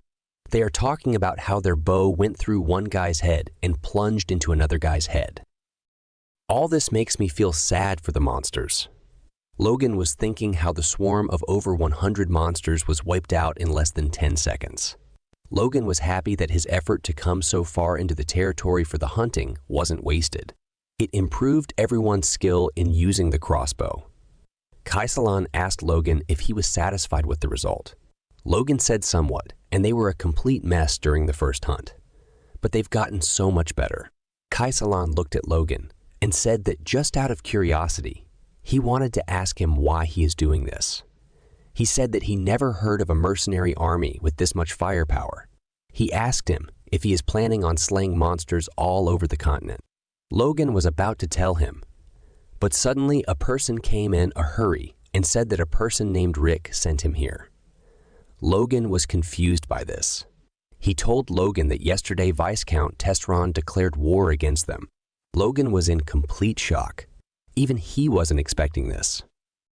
A day ago, inside the McLean castle, when Viscount declared war on McLean using a crystal ball, and the excuse he used to declare the war was to take revenge for his ancestors' wrongful death, and blame the House of McLean for that. Logan's father was confused about why he was saying this now after so many years. Other top officials also said that this thing is of the past, and he's putting blame now. Does that make it a cause for war? Everyone was confused by his absurd reason. The commander of knights asked Logan's father about what to do. Logan's stepmother was also worried. The knight commander said that just the Knights Order of Viscount Tesseron has numerous more knights than they do, and even if Logan's dad joined, the chances of them winning are very low. Then everyone started asking Logan's dad and also started giving their suggestions. Some said they should ask guards to protect the walls. Others said that if the knights who can use force were pushed inside, then the city would be in complete chaos. Some said that they should send envoys to make peace. Logan's father got frustrated and told all of them to be silent.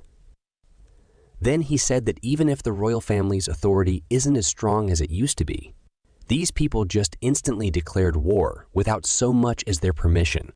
So, it's crystal clear that they planned all this out.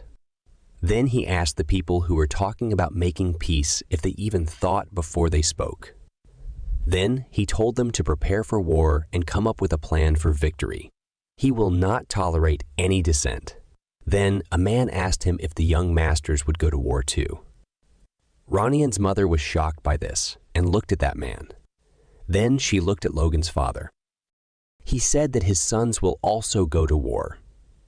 He said that Ronian's force has awakened now, and Logan is of age as well, so he should do his part. Then one man said that he heard that the first young master trains with the knights too, and since they both are force users, they will be of great help in this war. Rick was listening to all their talks. He remembered that Logan is away right now, so he should inform him about this. And this is all he told this man and sent him to Logan. Logan was shocked, because based on his memories of his past life, the war wasn't supposed to start for another 2 months. He couldn't understand what could possibly have hastened the War of Fiefs. Then, that man said that he should hurry, because they are defying all customs and are on the move after their declaration of war. He should leave right now, so he should at least make it to the middle of the war. He had no time to think anything. Then, Kaisalan said that the Logan Mercenary Corps are ready anytime. Other mercenaries are also excited and energized to join the war. Logan was shocked and asked Kaisalan, who he called Kai in short. So I will be using the same name. He asked Kai why he didn't seem surprised that war had broken out. Kai said that for them, if there is no war, then they have to start one themselves. Logan was surprised and said what a terrible thing to say. Then Kai said that they got their hands on a great weapon, so it is obvious that they want to use it. These guys are very confident, but their confidence is valid. They overwhelmingly massacred the monster flock that was larger than the normal flocks at this time. Now Logan was also confident that it doesn't matter if the war breaks out. All they have to do is win, and they have enough combat power right now. All of the 314 people of Logan's mercenary corps prepared to depart. They are certain of their victory in war. But the war began sooner than the McLeans thought. The day after the declaration of war, Tesseron's troops showed up at the McLean estate, and their numbers exceeded the McLean vassals' expectations. There are over 100 knights alone and over 1,000 regular troops. And on top of that, there's almost 10,000 conscripts. Conscripts are people who are forced to join the army or people who have to do compulsory training and join the army. I think this is enough to understand and think of the examples yourself. Logan's father was in complete shock. He asked if Tesseron had gone insane. Now, they not only have to clash with a main force of knights who are basically superhumans for the average person in this battle. He couldn't understand why he would use conscripts in a war not even between nations, but a domestic Fivian war. He was angry at him and couldn't understand why he was going this far. Then the knight told him that the House of Kairos has also informed them that they will not be providing them troops. Logan's stepmother got shocked by this news because she is from the House of Kairos. It was the same as if they had abandoned her. She couldn't believe it. She said that there was no way they would do something like that and there must be a mistake. The knight said that Mr. Duane said that he checked with them several times to confirm it. She started shivering and said that she would check it herself. Logan's father was angry and told them to gather all men who could carry weapons, and they would also respond with full force. Their trusted heroes turned their backs on them. Backed into a corner, McLean gathered as many men as he could to fight against Tesron, and thus he was able to gather 53 knights, 550, 2 regular troops, and 4,418 conscripts, for a total of 5,023 men. This force wasn't even half the number of Tesron's army, and they could also feel the overwhelming difference. The knights started talking about Logan's absence. They said that he was out and didn't come yet, and he probably won't come back either. They said that he must have run away after hearing the news. Ronian heard what was said about his brother and got angry at them. He said there is no way he would do something like that. He said that he already expected that this would happen. Actually, Logan told him that he would teach him his secret technique soon. They will save their family together. So Ronian said that there is no way he would run away. But his speech backfired, and the other knights only heard the word that Logan ran away. And instead of stopping, this spread like wildfire among the knights. Ronian was confused about what to do now. His father told him that he has to play his brother's role on his behalf, and told him to not waver at any cost. His father's mind was also in confusion, and he didn't want to believe it. But that didn't matter right now for him. They had to win this war. He lifted his weapon and began the war. Turson smiled, thinking he would easily crush the McLeans. Confident, he ordered his knights to attack, and a fierce battle began. Logan's father focused on breaking through the vanguard, launching an attack with full force. To his surprise, his attack was blocked. On another part of the battlefield, ordinary soldiers clashed. Amidst the chaos, Logan's butler Rick was barely keeping himself alive. Around him, other butlers fell one by one. Rick shook with terror, fixated on the thought that he was going to die. As he panicked, a soldier lunged at him, knocking him to the ground. The enemy soldier prepared to stab him, but Rick instinctively rolled sideways, dodging the attack by a hair. Just then, a McLean soldier killed the attacker, saving Rick. Relieved, Rick reached for the soldier's hand to stand up, only to watch in horror as an arrow pierced the soldier's neck, killing him instantly.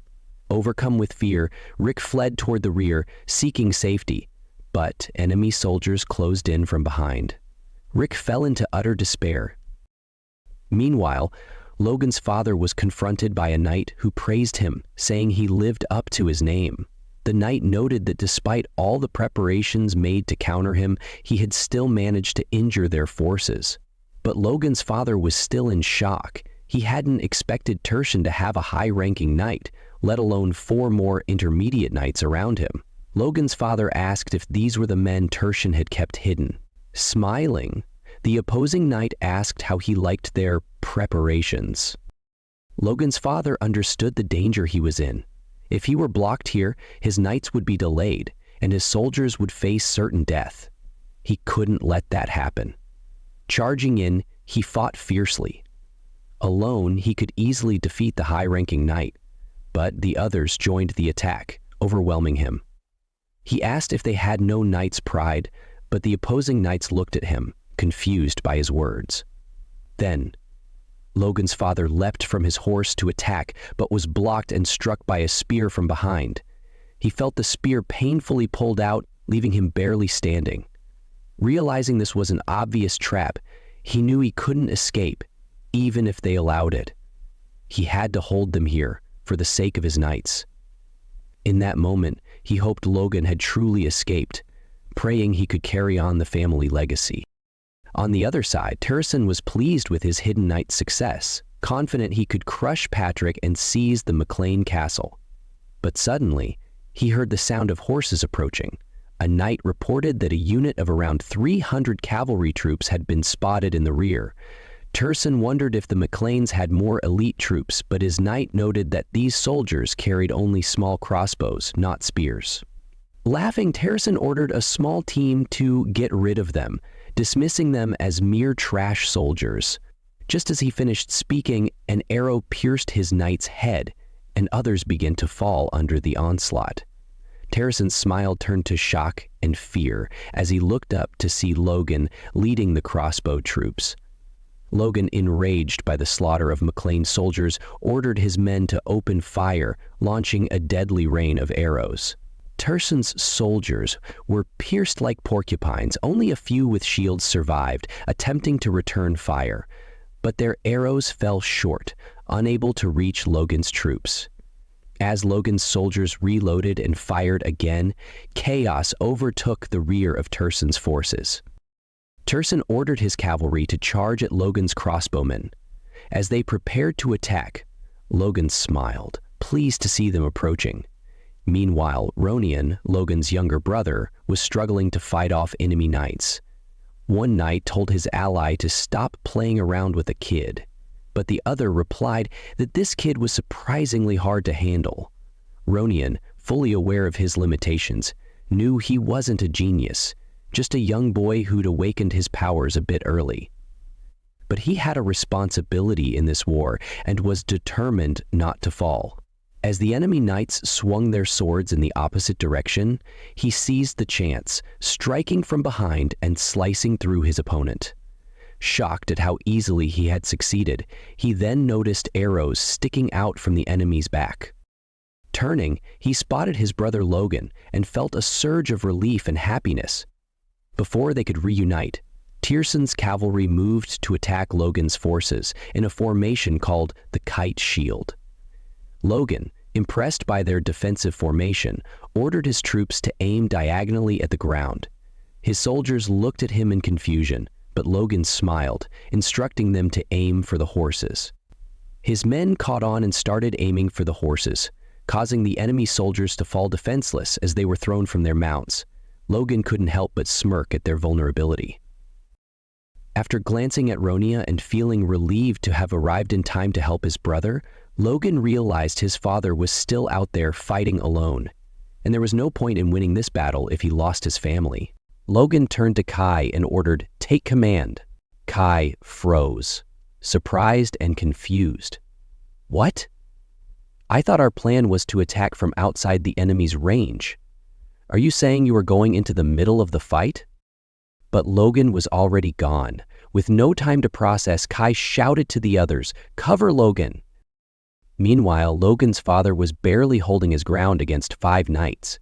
The enemy's high-ranking knight, a man with a crazed look in his eyes, charged recklessly. He seemed willing to sacrifice himself to bring Logan's father down. With a wild smile, the knight plunged his sword into Logan's father, only to be stabbed himself in return. Logan's father growled in frustration and shock. He knew he'd get stabbed, yet he still went through with it? His anger turned to suspicion as he noticed the other knights behaving strangely. They were relentless, throwing themselves at him as if desperate, even though they had the upper hand. Something wasn't adding up. The brutal fight wore on, and Logan's father was beginning to falter under the relentless assault. Just as he felt his strength waning, Logan burst onto the battlefield, charging fiercely and cutting down 2 knights who had surrounded his father. Logan skidded to a stop in front of his father, sword raised protectively. His dramatic arrival drew a mixture of pride and concern from his father, who asked, "How did you get through all those enemies?" He glanced behind, stunned to see the trail of defeated foes. "When did you get so strong?" he asked, his voice both awestruck and wary. But before Logan could answer, his father shifted his tone. "Do we have the upper hand in this battle?" Logan grinned confidently. "Of course." Hearing this, his father finally relaxed, allowing himself a moment of relief. "You've done well, Logan." The enemy's high-ranking knight observed the exchange with growing fury. His jaw tightened as he watched Logan effortlessly push back 2 intermediate knights. A 20-year-old country bumpkin? Overpowering knights who've trained for years? How absurd! He barked at his troops, "Get up, back in position." Then, turning his gaze to Logan, he resolved, "This brat must die here." Logan's father, watching his son closely, realized Logan was not yet at the level of a high-ranking knight. However, his ability to handle intermediate knights with ease gave him an idea. "Logan," he began, "you deal with the intermediate knights." Logan interrupted, "No, I'll face him." He pointed his sword at the high-ranking knight. His father frowned. "He might be too much for you." Logan grinned and gave his father a playful punch. "In your current state, even I could beat you, old man. Trust me, let me handle this." His casual confidence and the seriousness in his eyes convinced his father. With a nod, he said, "Be careful." The two men stood back to back, ready for battle. Logan's father braced himself for the oncoming intermediate knights, while Logan fixed his gaze on the high-ranking knight. The knight noticed Logan's approach and felt insulted. His grip on his sword tightened as rage coursed through him. Logan didn't care about the knight's feelings. Sword in hand, he charged forward, leaping into the air and bringing his blade down with immense force. The high-ranking knight blocked the strike but was pushed back, his feet skidding against the ground. "How?" The knight thought, stunned. "I'm wounded, yes, but there's no overwhelming aura of power from him. He's just an intermediate knight." Assuming Logan must have pushed himself to his limit, the knight launched a counterattack, thinking to end the fight quickly. Their swords clashed in a furious exchange, but Logan gradually gained the upper hand. Despite his skills, the high-ranking knight's injuries slowed him down. Realizing his disadvantage, he devised a plan. Feigning weakness, he began absorbing the force of Logan. So when Logan noticed that his force from his sword is getting absorbed on enemy sword, shifted his stance slightly, the knight saw his opening. He lunged for a critical blow, confident the fight would end there. But Logan dodged at the last moment, leaving the knight staggered and confused. How did he move so quickly?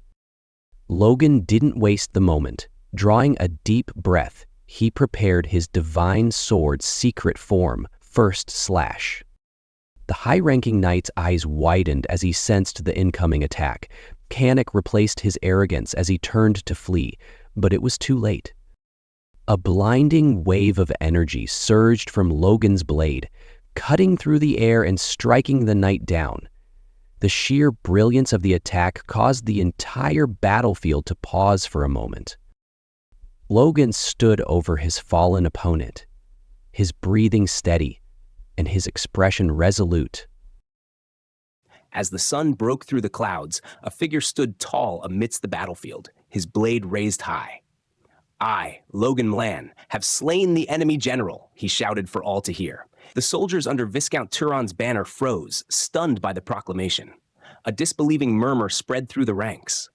"A high-ranking knight has fallen?" one soldier asked, bewildered. "No, that can't be," another muttered. "What about the Viscount? Was he killed too?" "I don't know," came the uncertain reply. "I haven't seen the flag in a while." Silence reigned for a heartbeat. Then one of them dropped his sword to the ground. "What are you doing? Have you gone mad?" His comrade shouted, grabbing him by the shoulder. "I don't want to die here," the soldier cried. "We should surrender while we can." The doubt in his voice echoed through the others. One by one, the knights threw down their weapons. "I surrender," one of them announced solemnly. Rick, one of the survivors, collapsed to his knees, tears streaming down his face. "Long live the first young master," he cried, voice shaking with emotion. "Long live young Master Logan." The chant echoed among the soldiers, growing louder and stronger with each voice. Yet amidst the growing chorus, one man scowled. "Idiots, the battle isn't over yet." But the battle was over. Far from the chaos, Viscount Turon galloped toward his castle, heart pounding. He clenched his teeth in frustration. When did everything go wrong? For 3 years, he had prepared for this war, gathered 100 knights, begged for aid from fellow aristocrats.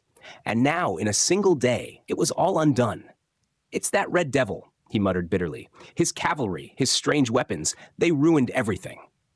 He spurred his horse faster, eyes fixed on the familiar outline of his stronghold.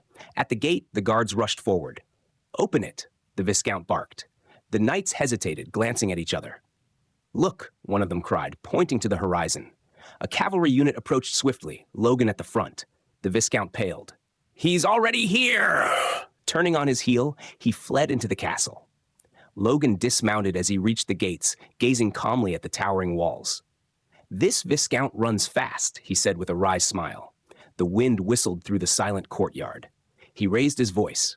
"Tan has fallen. Open the gates and let the victor through." Up on the battlements, the archers tensed. "Why did the Viscount flee?" one whispered. Their commander snarled. "Cowards! Don't be swayed by his words. No, there are only 300 of them. They can't break through." But Logan had already crouched, gathering his strength. The guard watching him furrowed his brow. What the hell is he? And then he vanished. In the blink of an eye, Logan soared upward, his speed incomprehensible. By the time the knight raised the alarm, it was too late. Logan stood on the wall, blade pressed against the guard's throat. "Open the gate," he ordered coldly, "or die where you stand." Inside the castle, tension ran thick. The Viscount was in his hidden treasury, frantically stuffing jewels and gold into a bag. Nearby, his butler stood silently in the office. Suddenly, a voice echoed behind him. "Found you." The Viscount spun around in terror. Logan stood calmly at the entrance. How did you find me?" the noble gasped. "Maid showed me," Logan replied coolly. "Before you thought to threaten her. Says a lot about your reputation." The Viscount was speechless, eyes flickering between Logan and the fleeing butler, his fists clenched in rage. "How dare they betray me?" As Logan approached, the Viscount backed away, hands raised. "Wait, I surrender. I'll pay reparations, share everything by the conventions of feudal war. Just spare me and my family." Logan raised an eyebrow. "By the convention?" he asked with a smirk. "You invaded without cause, declared war overnight, and now you want to talk about honor?" The Viscount straightened slightly. "I still hold the dignity of an aristocrat. Prisoners of war are to be spared." Crossing his arms, Logan nodded. "I respect the traditions of House Milan. You'll live. I'll give you time. Take your gold and leave." Relief washed over the Viscount's face. "Thank you. But," Logan interrupted, "that's what my father would say. He is a man of honor." His hand moved to his sword. The Viscount flinched. "What are you doing?" "Don't misunderstand. I said he would spare you, not me." Logan picked up a jeweled blade from the treasure chest and admired it. "This is beautiful." "It was forged by the best smith in the kingdom," the Viscount offered quickly. "Take it. It's yours." Logan smiled faintly and placed the sword in the Viscount's trembling hands. "Take it with you." Confused, the Viscount grasped the hilt, and in that moment, Logan lunged. Steel plunged into flesh. "You said you'd spare me," the Viscount gasped, blood bubbling from his lips. "I said my father would." Logan's voice was cold. "We're not the same." The blade pierced him again and again until the nobleman slumped, lifeless. Looking down at the spreading pool of blood, Logan whispered, "Thank God I gave you a quick death." He raised his bloody hand to his chest and clenched it into a fist. "We've survived the disaster." Then, stepping back, he shouted for the castle to hear, "Viscount Montesson has committed suicide!"